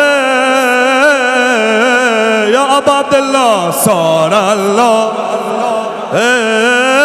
Sarallah, Sarallah Hussein. It's time from your dome, it's time from your dome. I'm far and alone. It's time from your dome, I'm far and alone. I'm a lost traveler, help me find my home. Walking with my grief, hoping for relief. walking with my grief, hoping for relief. All my pain pours away when Hussein I reach. Sarallah Hussein, Sarallah, MashaAllah, ila Karbala. Sarallah Hussein, Sarallah, Ya Aba Abdullah. Sarallah, Sarallah Hussein. With your voices, Sarallah, Sarallah, Sarallah Hussein, Sarallah, Sarallah Hussein, Sarallah Hussein, Sarallah Hussein. I am at your door, I am at your door, wailing on the floor. I am at your door, wailing on the floor, awaiting for the day that you call my name. Years go by the day, my hair start to gray. Years go by the day, my hair start to gray. Do you see your lover growing old, Hussein? Tears pour down my cheeks from your tragedies. Tears pour down my cheeks from your tragedies. My master, how do I keep my sanity? It's my love for you and your love for me. It's my love for you and your love for me. All the world hubbul Hussein ajallani. Amiri Hussein wa ni'mal amir. Amiri Hussein wa ni'mal amir. Who is your king, all my brothers? Amiri, with the voices. Amiri, MashaAllah wa ni'mal amir. Amiri Hussein wa ni'mal amir. Sarallah Hussein, Sarallah. Towards Karbala with your voices. Sarallah. Raise your hands for Zainab. Sarallah. Hey, Sarallah. MashaAllah. Sarallah. Hey, Sarallah Hussein. My brothers, never be shy. In this majalis of Aba Abdullah, ask Sayyid Hussein, ask Sayyid Hassan, ask Sheikh, all these ulama, ask them, all these brothers who cry for Aba Abdullah, know that when you weep for your Imam, Lady Fatima is waiting to be consoled by your voices. Every majlis of Aba Abdullah she is aware of. If you are in this masjid, in this majlis, it is because of our mother Fatima Zahra. This is why I always feel obligated to recite a noha for her, inshallah. Upon our lips I hear words of Kawthar and Taha, a gift to our mother from Allah. Tasbihat Hazrat Zahra. Upon our lips I hear words of Kawthar and Taha, a gift to our mother from Allah. Tasbihat Hazrat Zahra. With the voices, Allahu Akbar is our prayer. Allahu Akbar is our prayer. Allahu Akbar taught by our mother. Allahu Akbar. Without Fatima, there would be no Ali and Mustafa. Raise your voices, raise your hands. Sallallahu alayk ya Fatima. Sallallahu alayk. To your lowly grave of mother. Sallallahu alayk. To Medina with your voices. Sallallahu alayk. MashaAllah. Sallallahu alayk ya Fatima. Sallallahu alayk. With the loudest of your voices. Sallallahu alayk. MashaAllah. Sallallahu alayk. Sallallahu alayk ya Fatima. Sallallahu alayk ya Fatima. I know the way towards martyrdom is Karbala. I know the way towards martyrdom is Karbala, granted by the palms of Fatima. Tasbihat Hazrat Zahra. I know the way towards martyrdom is Karbala, granted by the palms of Fatima. Tasbihat Hazrat Zahra. Alhamdulillah that I'm a lover. Alhamdulillah that I'm a lover. Alhamdulillah that you're my mother. Alhamdulillah that I'm a lover. Alhamdulillah that you're my mother. Alhamdulillah that I'm your servant. Where would I be now without your prayer? Sallallahu alayk ya Fatima. Sallallahu alayk ya Fatima. With the voices, raise your hands. Sallallahu alayk ya Fatima. Sallallahu alayk. MashaAllah, MashaAllah. Sallallahu alayk. Sallallahu alayk. Can you hear us, oh Mother Fatima? Sallallahu alayk. MashaAllah. Sallallahu alayk. Sallallahu alayk ya Fatima. Sallallahu alayk ya Fatima.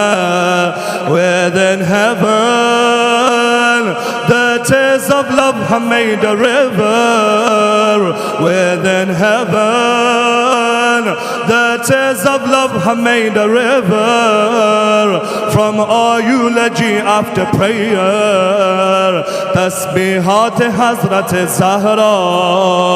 Within heaven the tears of love have made a river. From our eulogy after prayer, Tasbihat Hazrat Zahra.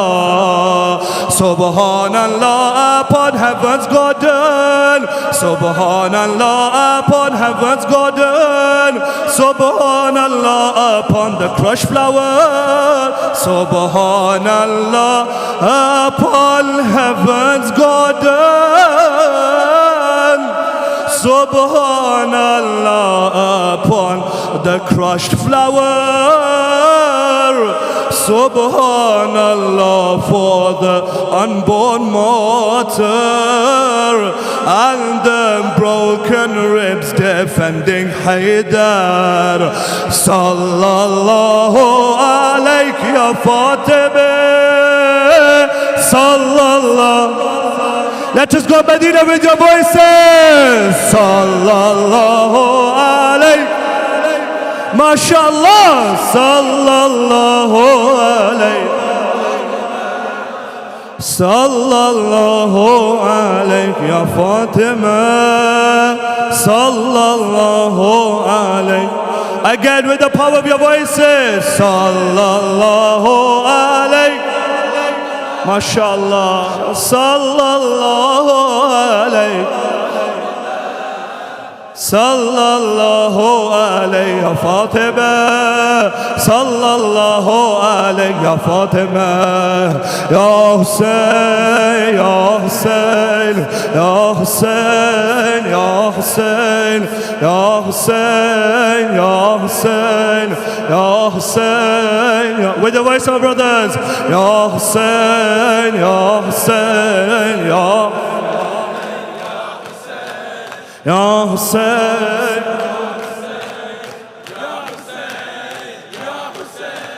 يا حسين يا حسين يا حسين يا حسين يا حسين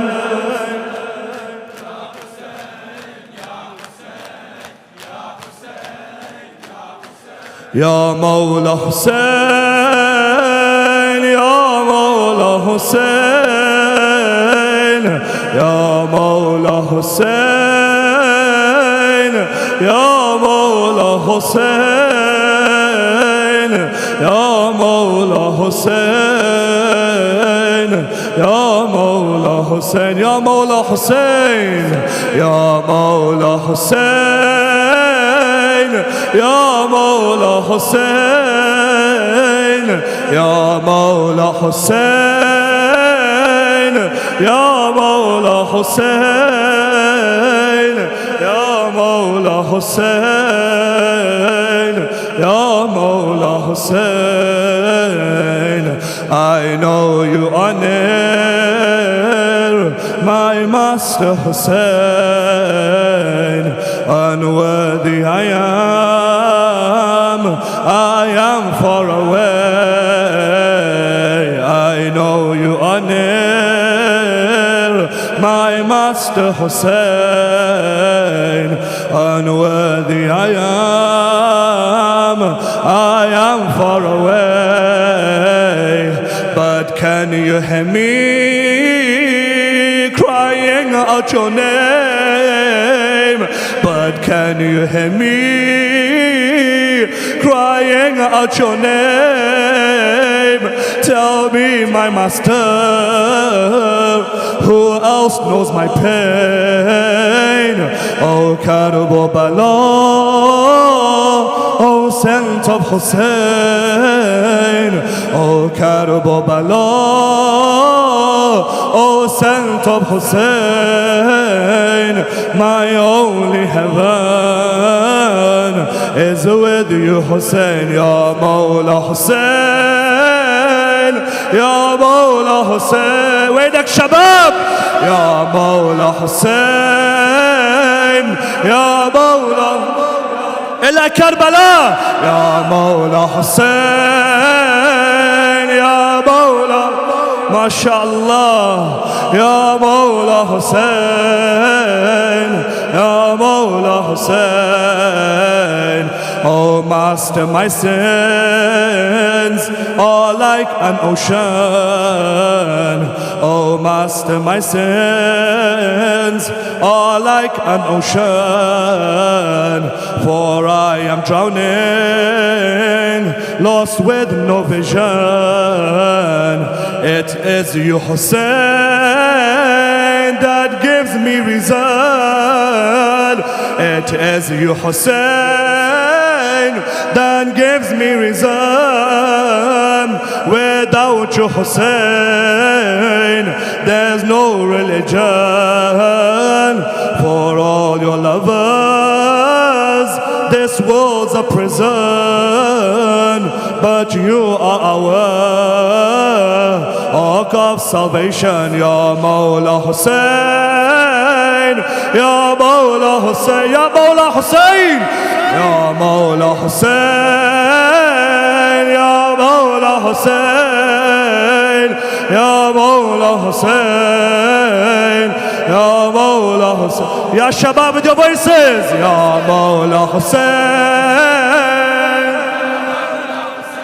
ما شاء الله يا Mawla Hussein يا Mawla Hussein I hear your mother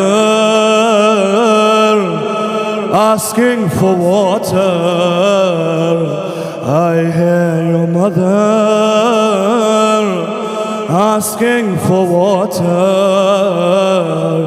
She covers your chest using her chador.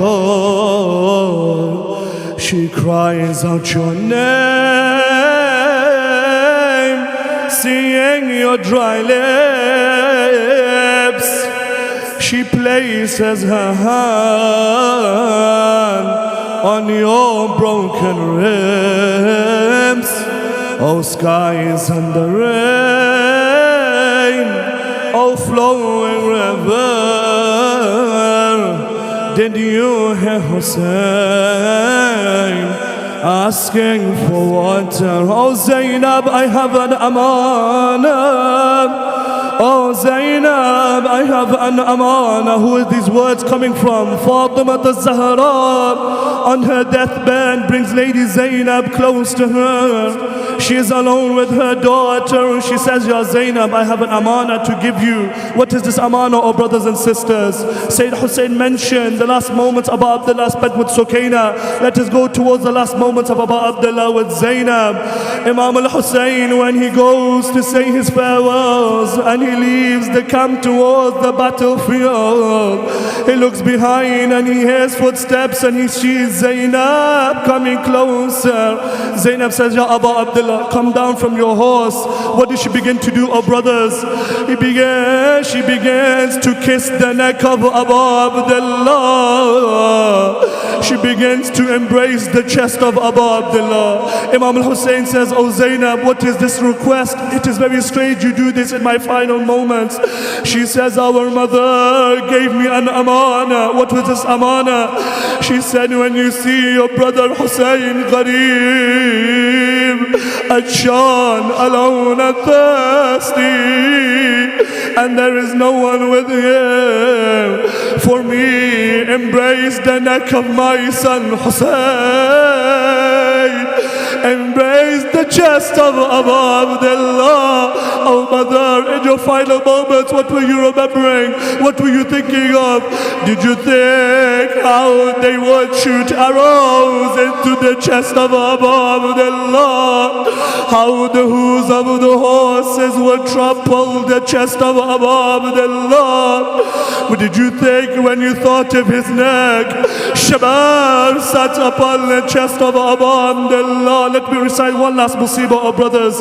Today, Sayyid Makki recited a beautiful musibah about who? The orphan of Abu Abdullah. I say to Zainab, you gave the amanah of your mother, but on the day of Arba'een, as you went to your brother's grave, what did you cry out? Oh brother, forgive me. I have left an amanah in the presence of Shah. What is this amanah? Your 3-year-old daughter buried alone with whips and wounds upon her body. Forgive me. Forgive me, oh Hussein.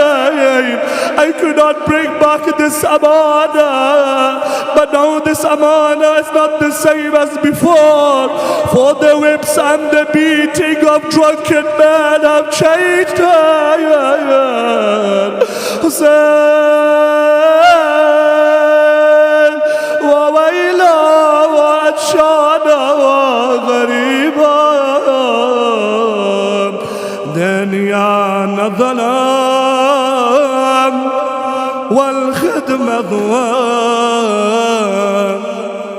دنيانا ظلام والخدمة ضوام.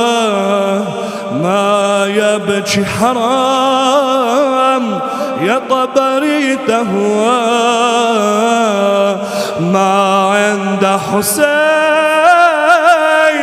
آخر تلوين. ما عند حسين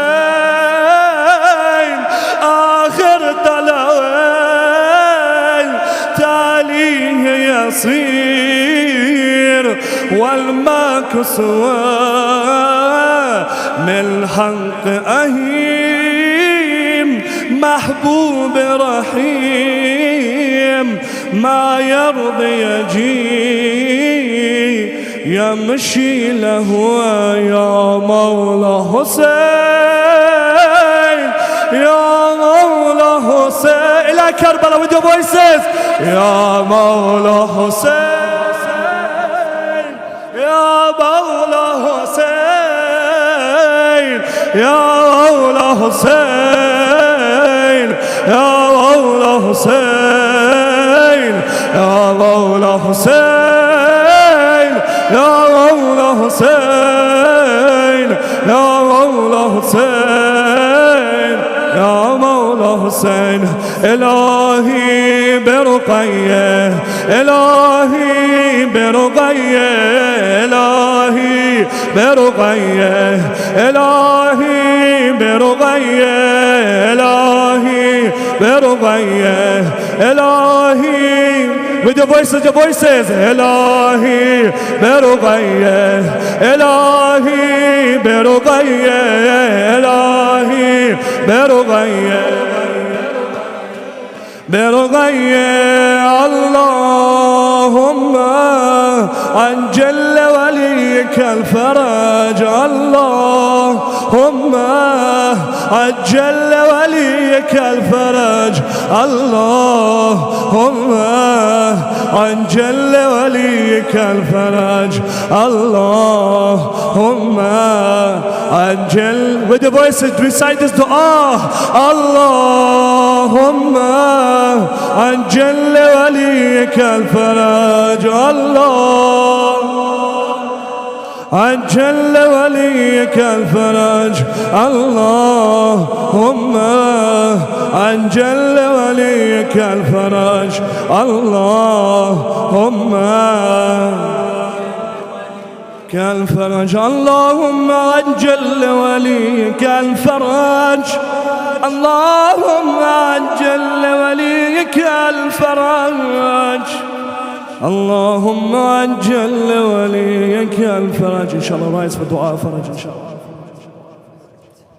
اللهم صل على محمد وآل محمد وعجل فرجهم بسم الله الرحمن الرحيم اللهم كن لوليك الحجة ابن الحسن صلواتك عليه وعلى آبائه في هذه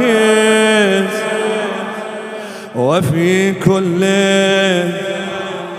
وليا وحافظا وقائدا وناصرا ودليلا وعينا حتى تسكنه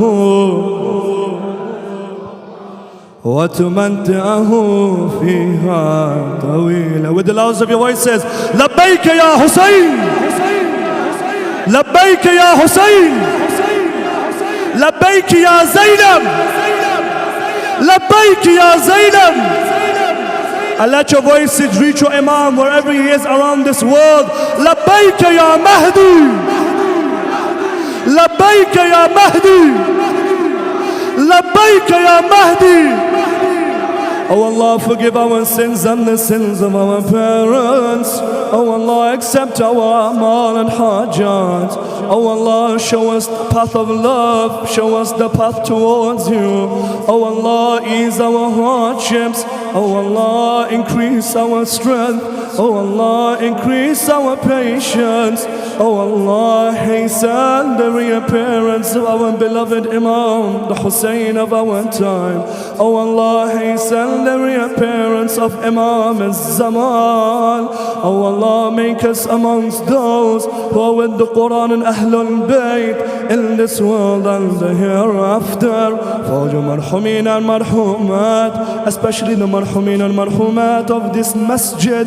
of those who come to this masjid, of all the majalis around the world, of anyone who sheds tears for Abu Abdullah and the Ahlul Bayt, for the marhumin and marhumat, for the shuhada around the world and the scholars who have passed away, for all those who have known to recite Surah Fatiha for them, recite Surah Fatiha ma'as salawat.